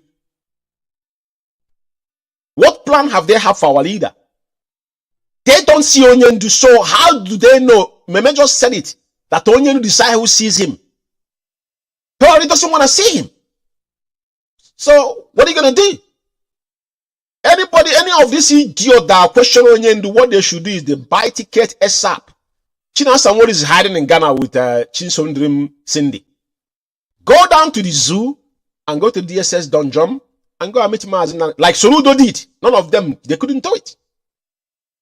Now, firstly, and for clarity's sake, the lead counsel of Mazi Nnamdi Kanu in the matter instituted against him by the Nigerian government, which matter is now before the Nigerian Supreme Court, is Barrister Mike Ezekome. We know Mike Ezekome was a common flag. Ejiofor was facing criminal trial, and he cannot stand to see Ejimako take charge as the lead counsel. It's not something to compare. Don't get me wrong.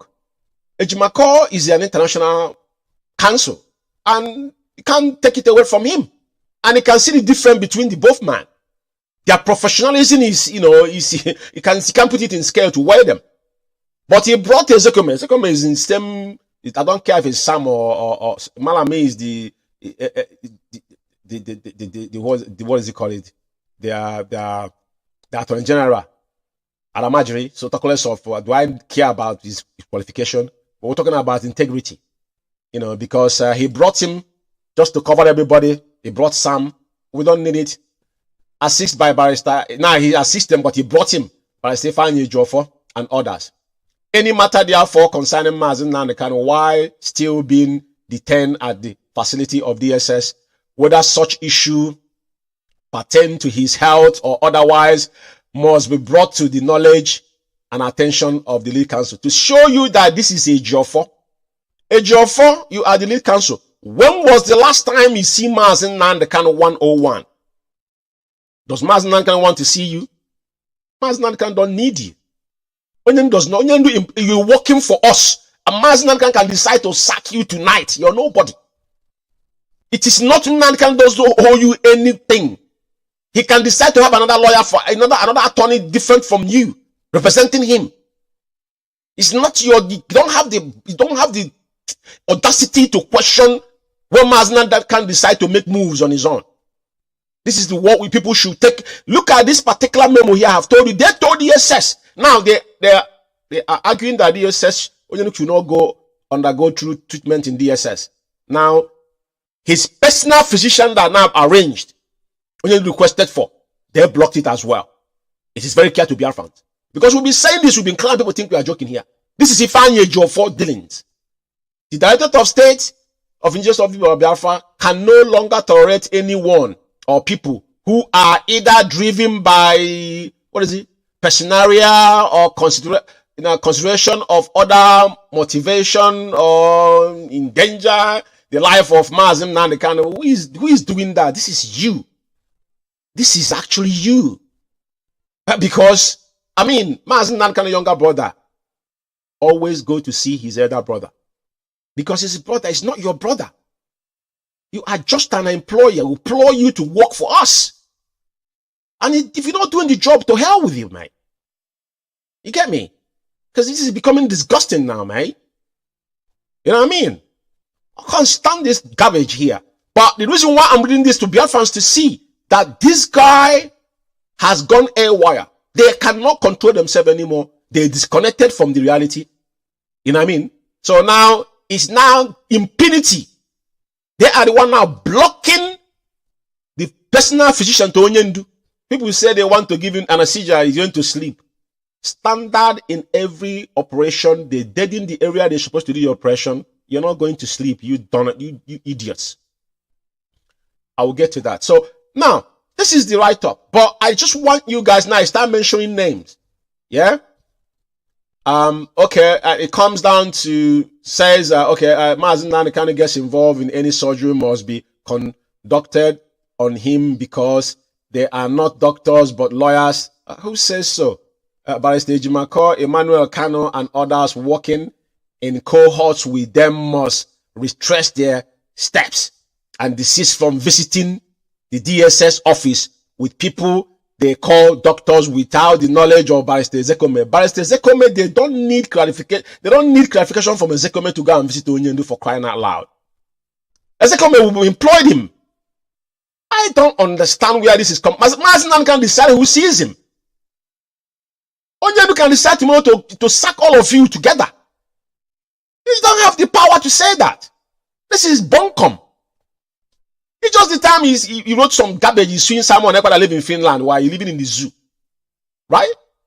It's very pathetic on this kind of, writing this with IPOB letterhead. That's why I took it away. This is a Jofo speaking here. He brought a Zekome to intimidate people. It can be that the general of the zoo, we don't care. He's working for us. He's getting paid. So he doesn't decide who goes see Mazi Nnamdi Kanu. It's Mazi Nnamdi Kanu decide who sees him. And Umeh have said it. So I want to make it abundant. Biafrans just know that whatever happened to Mazi Nnamdi Kanu, Ifeanyi Ejiofor should be held responsible. And his cohorts. This garbage here have proven to us that now they block the private practitioner. The private doctors are supposed to see Onyendu, to examine Onyendu. They blocked it. Because they tell DSS that they shouldn't allow the doctors to see our leader. Which Umeh have now. I just read it in this particular same, my document that I just brought up here. So now, it goes on to say that the lead counsel, Mazi Nnamdi Kanu, how come those that were never present when the understanding was reached to have Mazi Nnamdi Kanu's medicinal doctor involved in deciding the issue of his surgery? This is petty to me.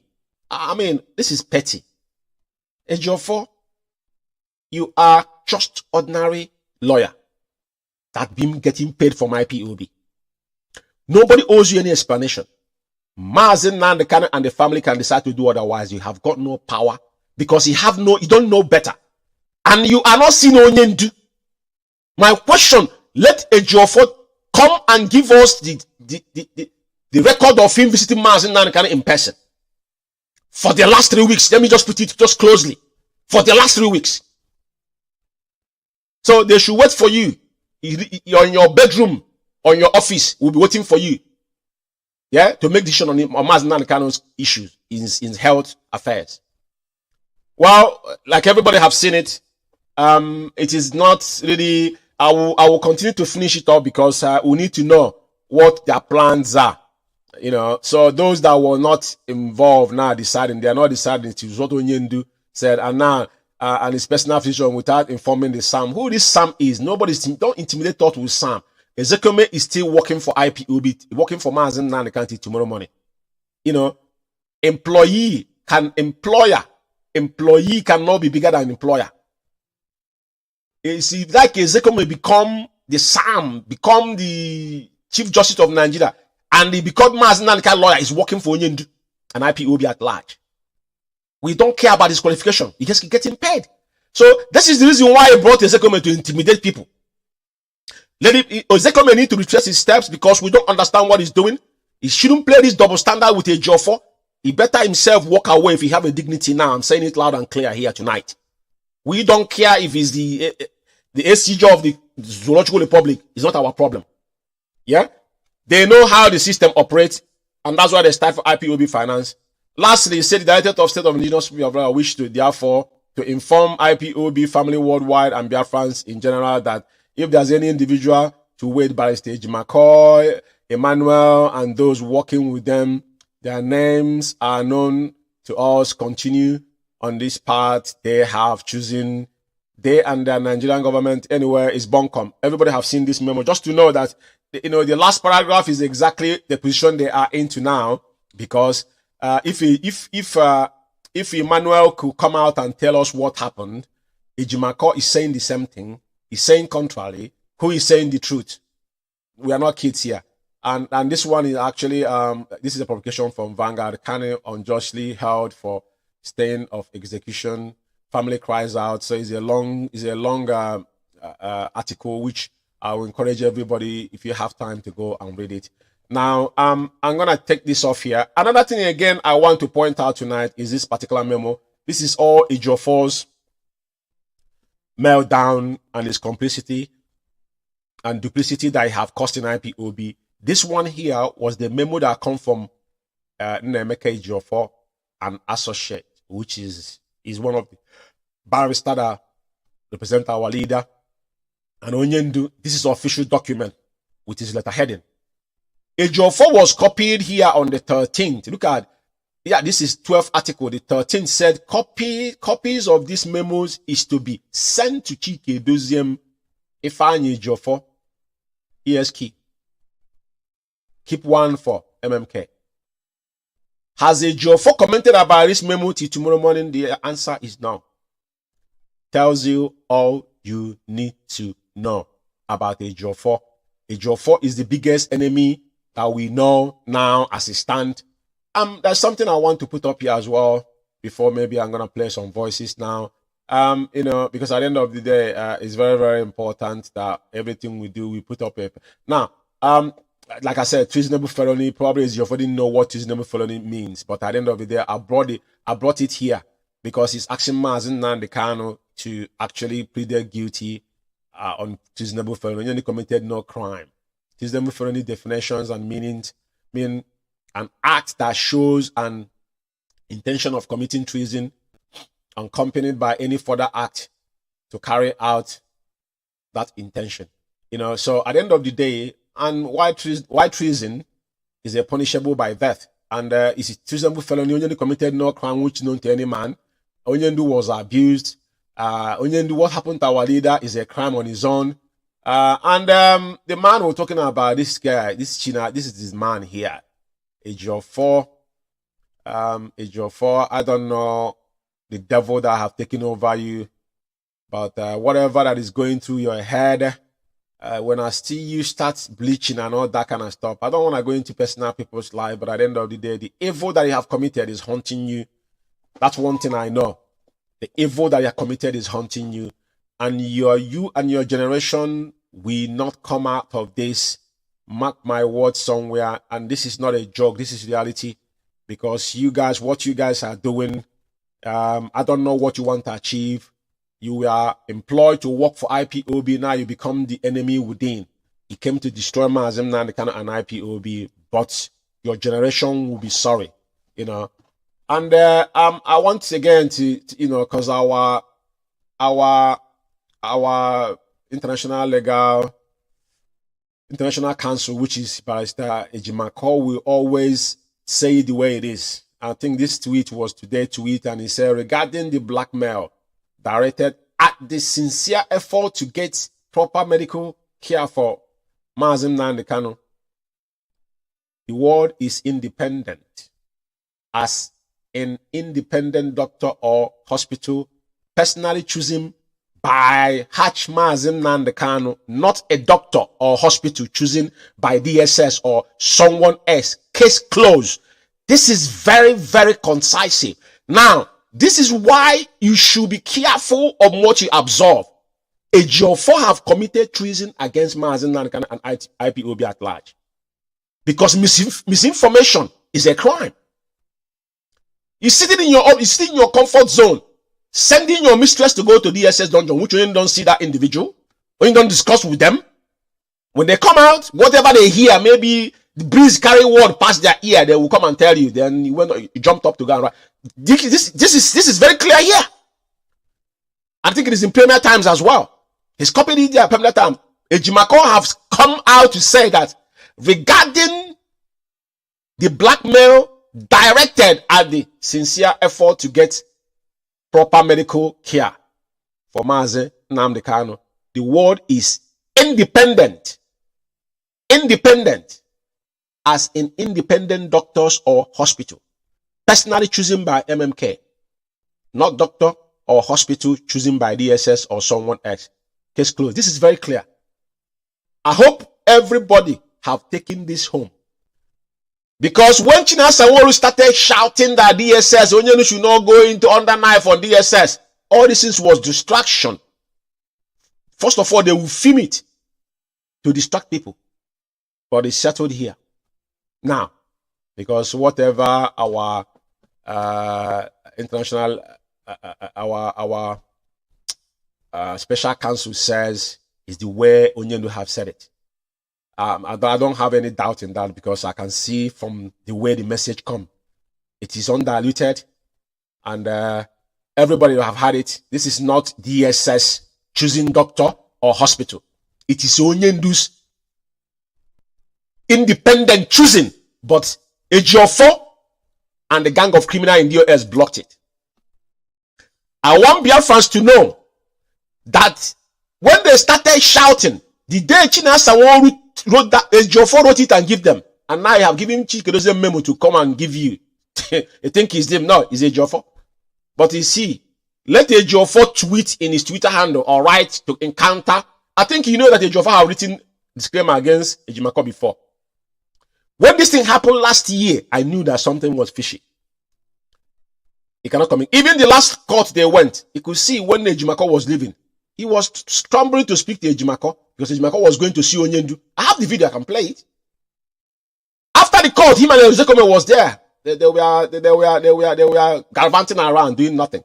If these people were sincere, after that, all of them should together from there to the DSS dungeon, but they won't go there because they have a different agenda. He granted interview, making himself popular, and they will be calling them from back, giving them money. We all know all these things. I'll move on. So now I just want to play a video where the Zoo media were actually, I like this way they analyze about Onyendu's making it abundantly clear that Biafra is non-negotiable, and it is obvious that we need to let people see when they say something that is good, and we'll recognize it as well. I just want you to listen to this. Doing Because he just sent, Nnamdi Kanu just sent a message to Tinubu. This is clear. This is a message directly to the president of Nigeria. Okay. Whatever is going on, the determination for the state of Biafra, the nation of Biafra, is non-negotiable. He has made a very one statement, but fully packed. Yeah. Now, what is this government? Tinubu did say he's going to negotiate. I think that's one of the things he said during the campaign and all of that. Now, some people might say it's too early. I think that was when he came to Ebonyi, when he made it, or Imo, one of them. I can't really remember now. Yeah. Issues around security are very key whether our economy is going to survive. Just like Peter Mbas said, you cannot be inviting people to come in to invest in your state, and then your state is being made to remain in a state of doldrum economically, especially with the Monday sit at home, which he started to fight head on. And for me, that is what I call proactive leadership. Don't just do the talking, you should be seen doing the work. And now, one would expect that by now, again, the President, Bola Ahmed Tinubu, would have come out to give us at least a basic idea where he's going on some of these issues. Well, Nnamdi Kanu have thrown the first die, which is whatever you want to negotiate, whatever you think you want to talk to us about, this nation of Biafra is non-negotiable.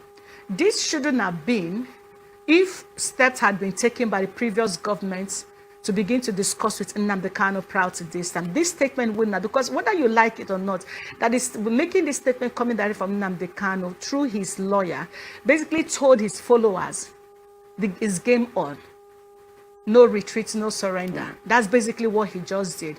And now what that goes to show is, if the conflict entrepreneurs aspect of IPOB agitation, if they were going to wonder which way forward, he has just fueled them again. The Simon Ekpa angle of it. If you're looking at his people who have been kind of calm and all of that, he has just sent them a clear message, even in public, to say, the deal we had for the nation of Biafra is still on. So the question is, are we going to see the president body language was looking for? The reason why I allow this to play, you hear the lady said that he mentioned name, and not saying that his people are quiet. You know, anybody that told you that these people does not listen to whatever IPOB do, the world listen to Radio Biafra. Onyendu brags about it. Universities call Radio Biafra. They listen to learn. I'm not talking about Radio Biafra today, but I can hear the lady said, because these are people in the media, they're confused. But as point I'm picking up, it's not about mentioning Simon Ekpa's name to me. It's really not, it's quite irrelevant. But the point is, he said his people, he used the word, his people are quiet. Does that make any sense? Does it make, what does it tell you? What signal does that send? People know.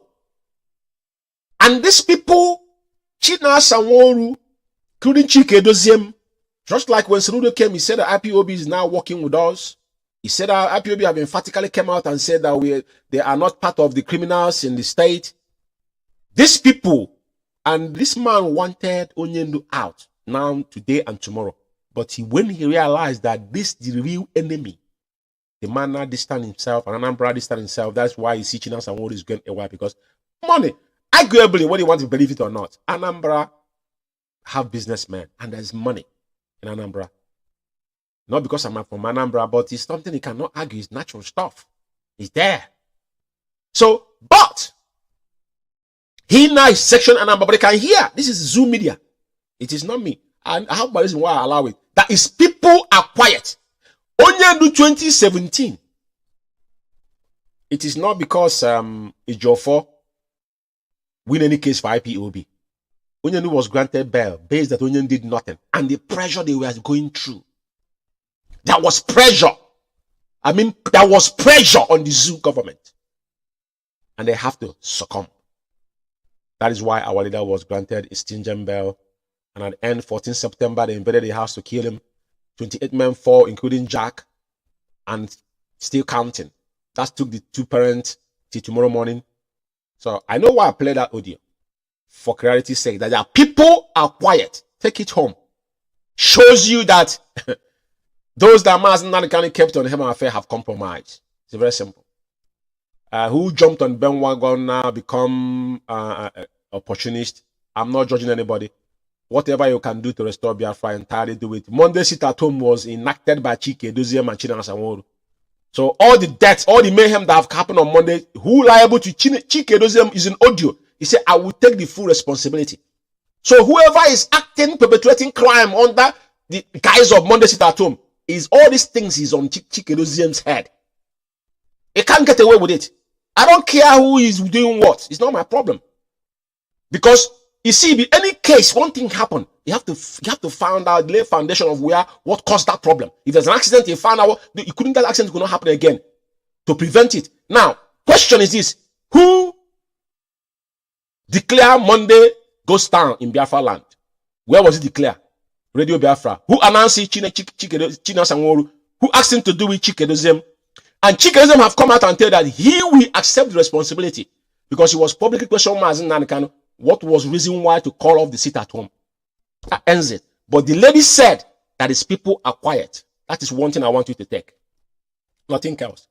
Now, I want to play a couple voices here tonight because we want to buttress whatever I've said here. I'm not gonna be here for another 15 minutes.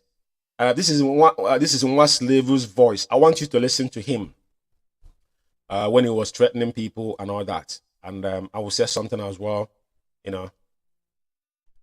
International. All of you used to see it. They come on social media. Then we sack Chike Doziem. When we sack Chike Doziem, we sack the DOS. All of you are seeing it. Am I the one saying, is it not all on social media?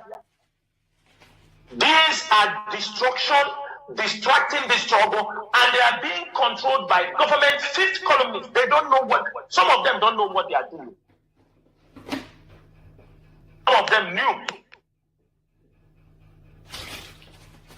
Mazi, for 1 year plus, when Onyendu, everybody remembered it.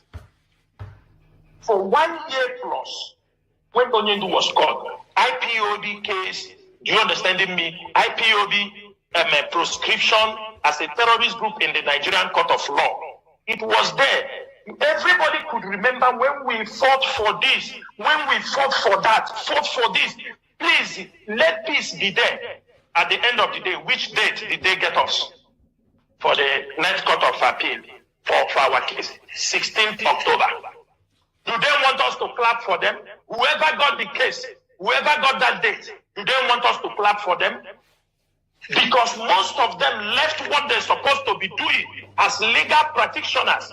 They are interfering in IPOB. That is why they got us 16th October 2023. And from Monday, that they are going to visit Onyendu.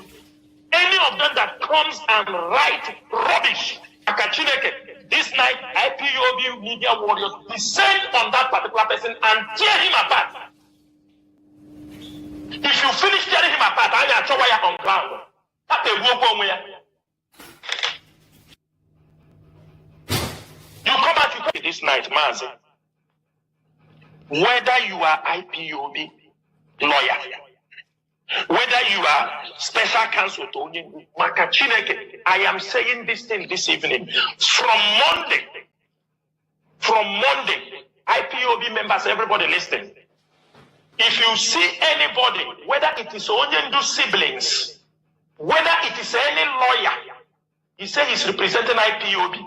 He comes outside on social media and writes nonsense that will affect the struggle.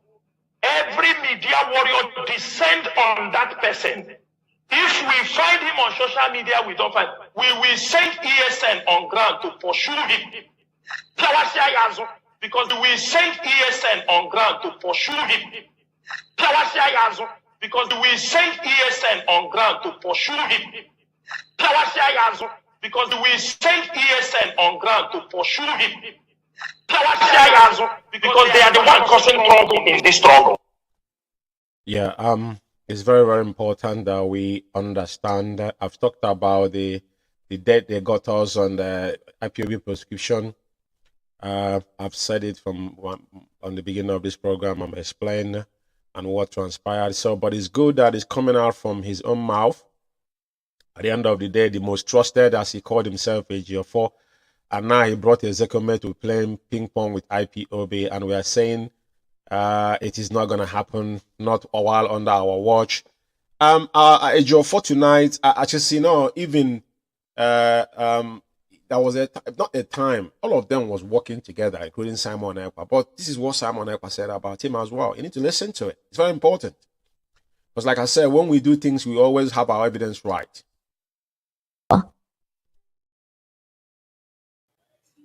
The people that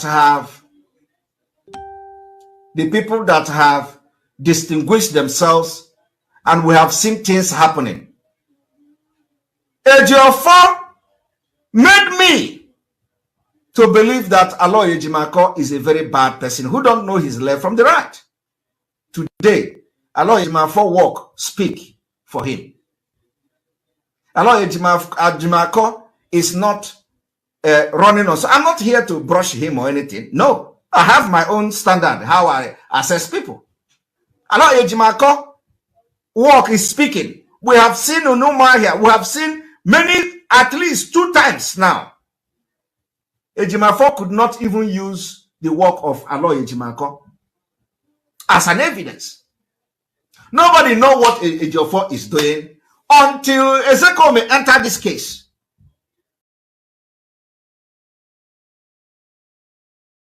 So if I am, if you know, like them, I would have started attacking Aloy Ejimako.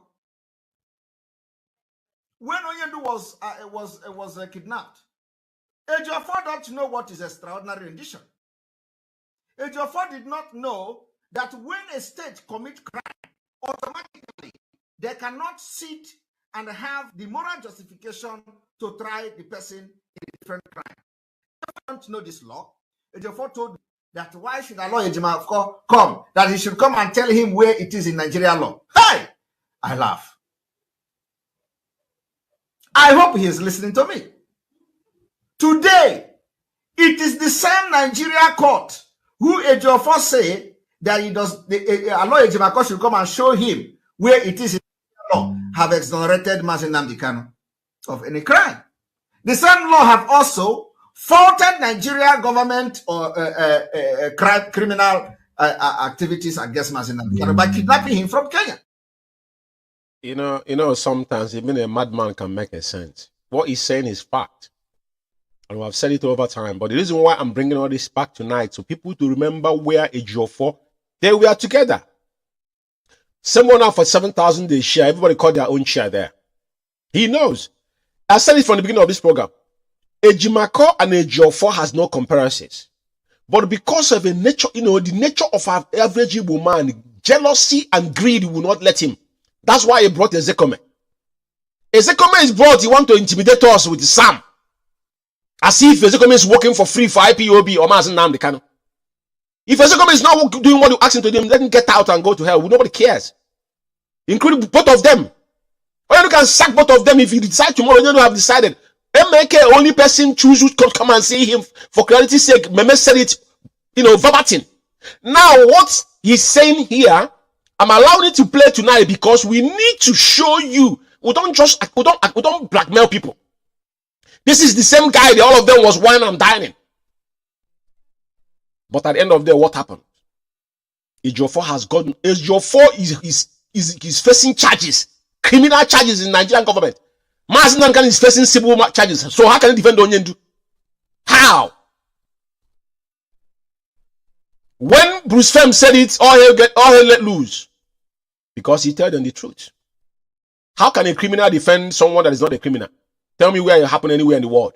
Ejiofor is a common man, is a criminal.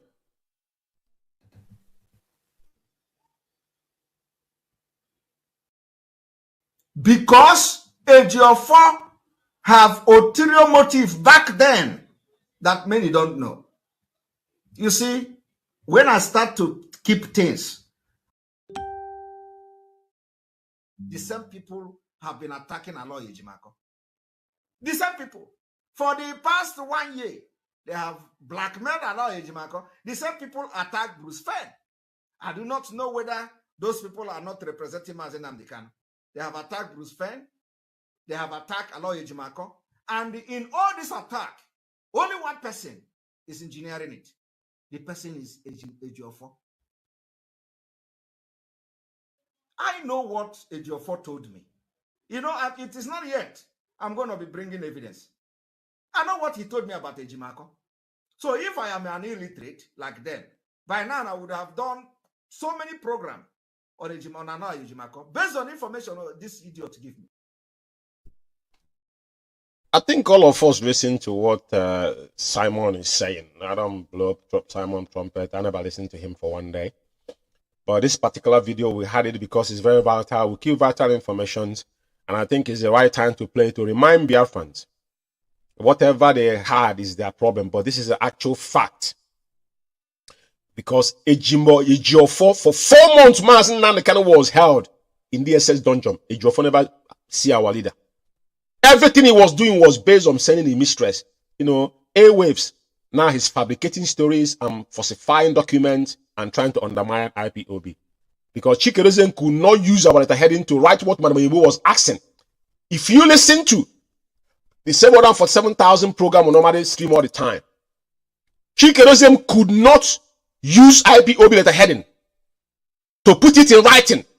That particular principle guidance. Before Ejiofor now, connive with the lawyers in America, and I tell the woman that now you can give you the power of attorney to go and do it. That was what happened. But after Chikerezen now, they indoctrinated Chikerezen come to the Biafra now, announced Umeh account, which he was aware, which Kanu said. I've asked people, if we follow what Kanu have said, Kanu is Onyendu's younger brother and a bonafide IPOB member. And I respect everybody. If it's not because of Kanu is Onyendu's younger brother, I said it from day one that Kanu concern should be every sincere IPOB member's concern. Sit at home. Kanu tweeted that because of the NECO, Onyendu suspended 72 hours to avert killing of our people. British Navy boat was hanging in the Bight of Biafra. There. Nobody knows about this. I done program concerning this. Now, this particular Umeh account, the same Kanu said this is a falsified account because he spoke to them in private. They refuse. He's a member of IPOB, control his own quota. His 2 parents have died, and I think he'll fold the hand and watch it to destroy what the family have labored for and IPOB have died for, including their own parents. It's not going to happen. It's not going to happen. So, what Simon just said tonight, hearing about Ejiofor, because we need to give you a sense of who Ejiofor is. Everybody go to his wall. All his writing is sentimental. Ejiofor, we implore you to work. If we want someone to pray for us, we'll go and employ pastor. We don't need that from you. Keep it professional. Tell us what's going on with Onyendu. Concisive. I don't care about whom. I'm not. We don't need you to tell us about ourselves. You're not an IPOB member. If you're one, join and act like one. Okay, now, you know, there's something I want to say here tonight. These individuals on Radio Biafra, these people, they gave microphone Radio Biafra because I remember Radio Biafra, the first person on extension in IPOB that had the correspondent of Radio Biafra was, despite Biafran television, was Motherland IKECHUKWU, anchored by IKECHUKWU in South Africa. Before, I think Ike Peters came, before Alozie came, and before these people, I don't know who these people are. Because some people we are doing Shabbat, Shalom. There was one guy that lived in UK here. And I think one time Charles Rabbi was coming on Radio Biafra. I've been in Radio Biafra before then because there's no need for that. But what I'm saying, the people, they actually give slot and microphone. Now, I need to be specific. This guy they call Jonathan Chinedu. Jonathan Chinedu. Yeah? I think that's his name. Jonathan Chinedu. Kenneth or whatever his name is lives in France. And yeah, Jonathan Kenneth, he lives in France. Now, he's the French national coordinator. We never heard of national coordinator in France before. Nobody knows his name. Ironically, this guy have never for one day introduced himself and say he's position in IPOB to show you they're not real. Their faces are not known. Alozia is a veteran. Peter is a veteran. We know who they are. We see that IKECHUKWU, we know who IKECHUKWU are. Uchemofo, to extension, is our deputy. We know who Uchemofo is. Majority of people, even the people that live in countries, should know who they are. Now, Jonathan Kenneth lives in France. I remember the other day, this Azubike, this mad dog in America, saying that he lives in London. He doesn't live here in UK, because if he lives out, I would definitely know who the person is. But he never introduced himself, because automatically every national coordinator is a member of the DOS.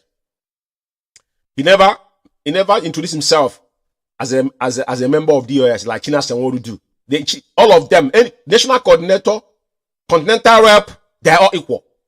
To be fair. In hierarchical in IPOB.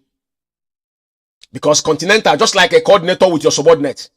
So continental rep and the national coordinator in your continent, you're always in meeting together. So there's no, that it's literally the same rank. Right? So none of these individuals have mentioned their position in IPOB.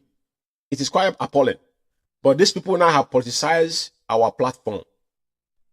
The one they call Nwa Chineke, the one that broke the news that Onyendu has been poisoned.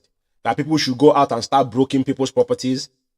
That one as well is from, I think the guy is the national, I think Indonesia is in the Indonesia national coordinator. That particular individual. Malaysia is the Malaysia national coordinator. If I'm not mistaken. Anthony Obilo, aka Nwa Chineke. Anthony Obilo, aka Nwa Chineke. These are hidden monsters. They don't introduce themselves with what they are in IPOB. I don't listen to Radio Biafra. To be fair, I don't listen to these individuals. I'm gonna lie to you. Jonathan, I used to when I have time, but when they switch into something different, there's no need for me to listen to them. The reason why I'm mentioning it tonight is that now I want to play Jonathan's voice and this Nwa Chineke. Everybody remember that Nwa Chineke was one that asked people to go and start burning people's house down, that Onyendu was poisoning in DSS dungeon. This guy lives in Malaysia. He knows nothing. And he's a national coordinator. For one day, nobody knows. What we ask him, why are you hiding your face if you're an IPOB principal servant? Why are you hiding your face? You are the biggest coward of all time. And it's about time no one to come to Radio Biafra, to anchor Radio Biafra, that people does not know who that person is. If people in Biafra land will know who they are, then why are people living abroad hiding their faces? If these people are not people sabotaging what we are doing, for crying out loud. Let's listen to Chinedu Jonathan first. And Nwa Chineke before the mad dog in South Africa. I want to play their voices for a reason. I've done with a Jofo. All I want to tell people that the Jofo is the one holding Mazi Nnamdi Kanu in DSS dungeon with his gang of criminals. He is the king leader. The Cabal leader is a Jofo. He can't speak anymore. Now he's deaf and dumb. Now he's opposing. Now he won't write about himself. He's talking about Sam. Zekome is just an employee to IPOB. I don't give F what his position and his degrees are. It means nothing to IPOB. If I'm paying you, it doesn't matter what your degrees are. You're working for me. End of discussion. International. There are people still that we say, no, why are you doing this now? Oh, why are you doing this? No need of showing this on video, on Facebook. And when you don't put anything, people will think, oh, nothing is happening. Why not show us what is happening? So I see it's a problem. We have this problem. IPOB is doing something every blessed day. That is why we are progressing. Mazi, Chinasa, Mazi, Nasi. I don't know. There is some. Let me. I will take this caller that I've been calling since, please. But you continue and say something on what our brother said, please, before we close.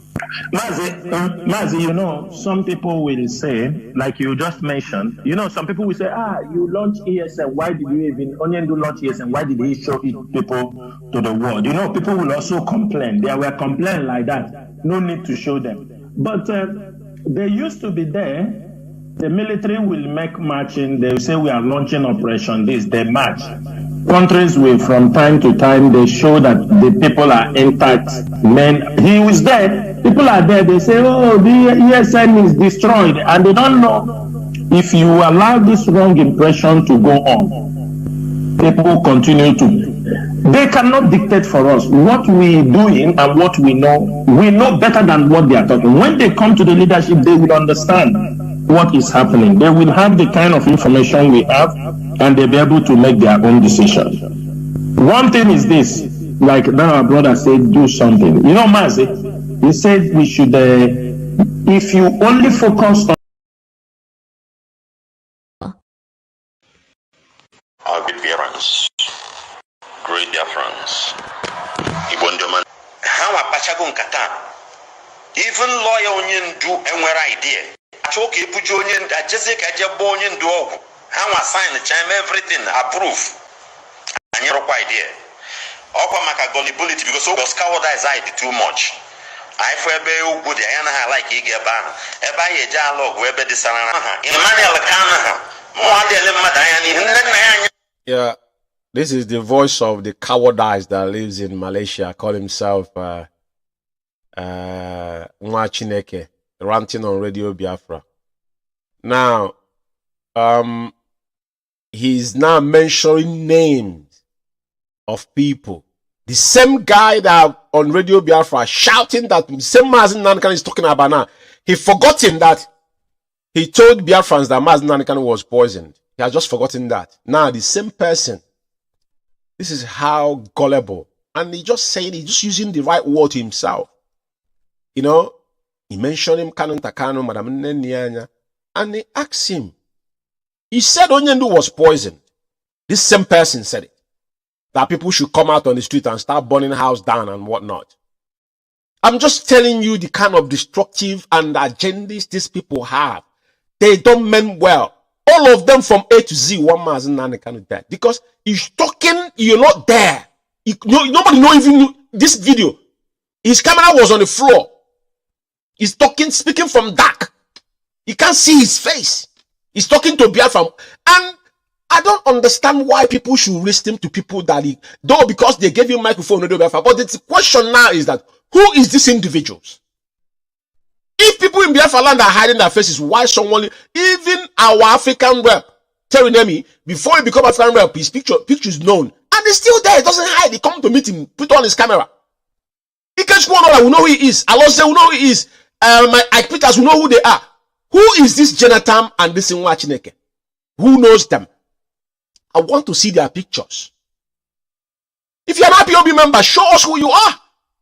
You are national coordinators of a country. People that live in France and Malaysia. Obilo is from Malaysia.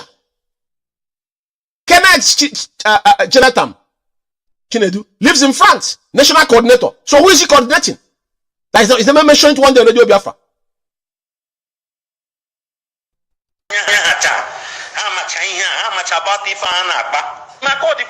Ejimako is a trained lawyer in US. Barry Nifa Hachorime. Ozikiagazi treat the Shazonian instead of no black Abokotazia can press on. Going to use Zoya going to Chuepota, Assisium Bakaga 3 days secretly.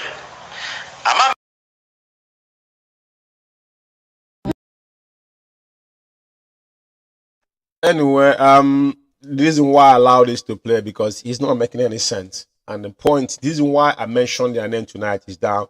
Any sensible IPOB member should now stop. If you guys even call them on radio, ask them what is your position in IPOB? Where do you live? Why are you hiding your face? Ask Jonathan Chinedu. Why are you hiding your face?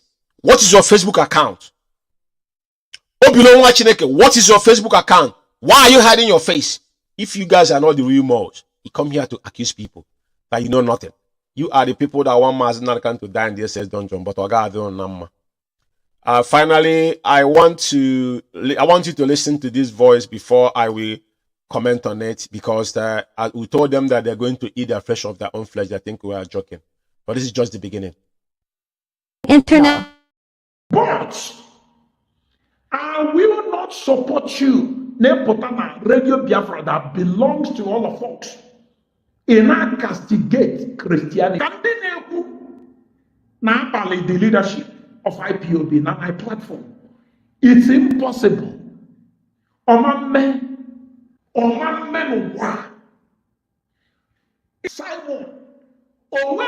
any autopilot member insult to go the leadership of IPOB as much as those who claim to be IPOB media warriors. Now, some of them. I repeat, because Emmanuel Kucha, Kelundi pushed most of them to Simon.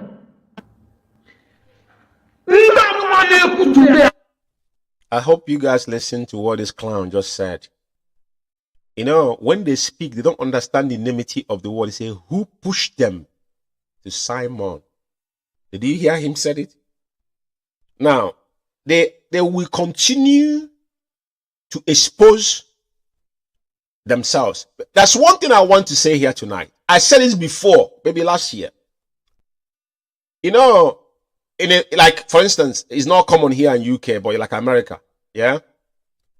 When FBI or CIA investigating a syndicate, it takes them years to actually, because they want to investigate, they don't catch the person. Maybe you're an errand boy. No, they want to get the people that is involved.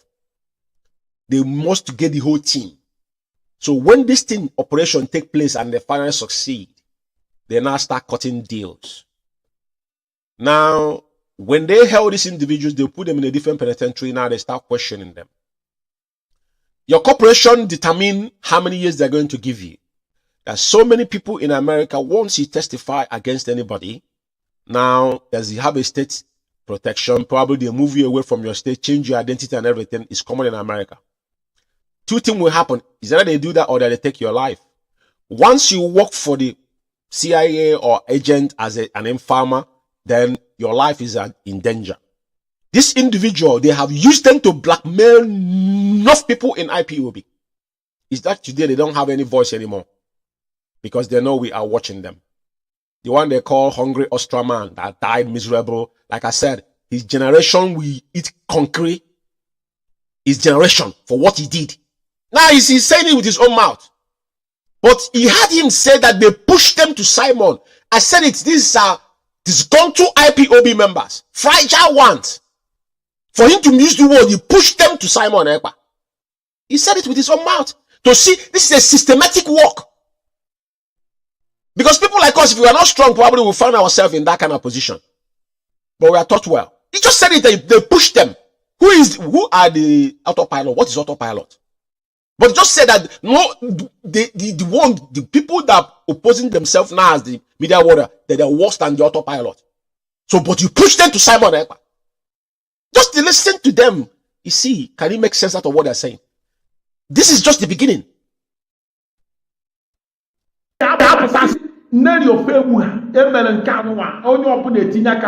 Kelunde that work with them till death are confessing. Till death.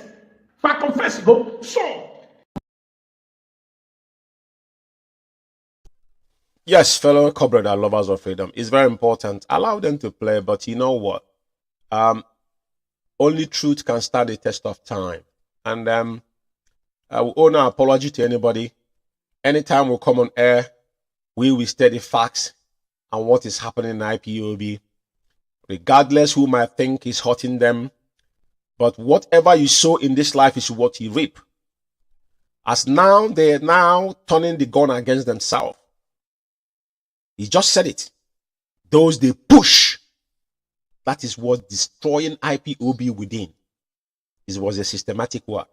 And this is what we came out to fight. Some people think we are not here to exchange words or counter anybody.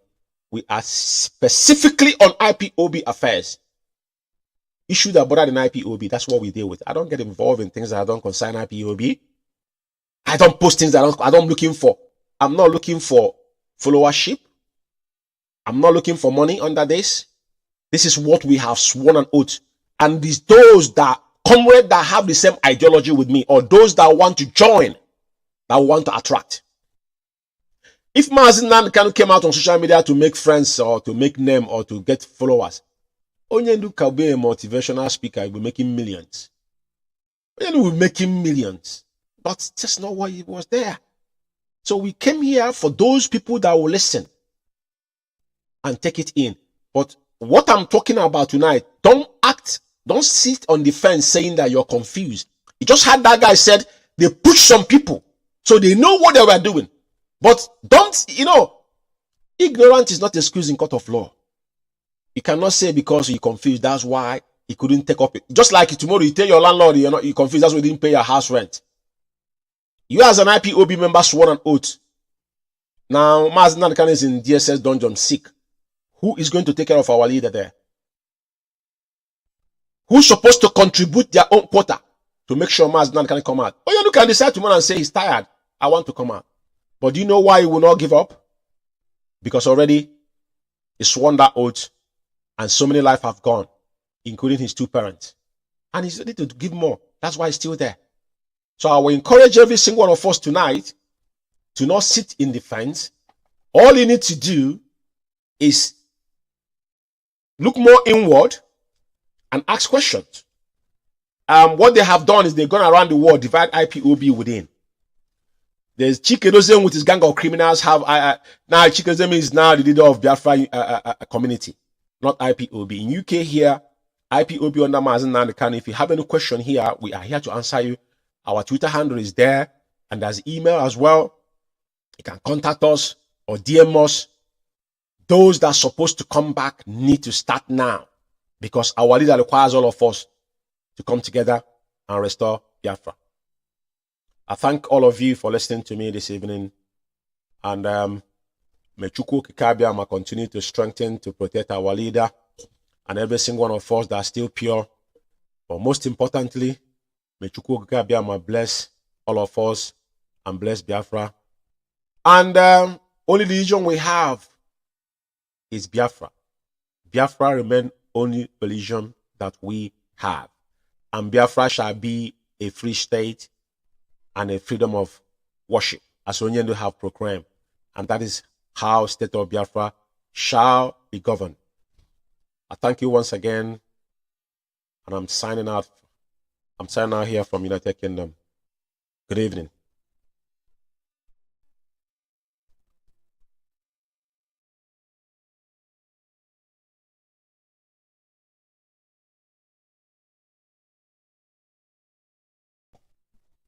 Good evening, fellow comrade. Love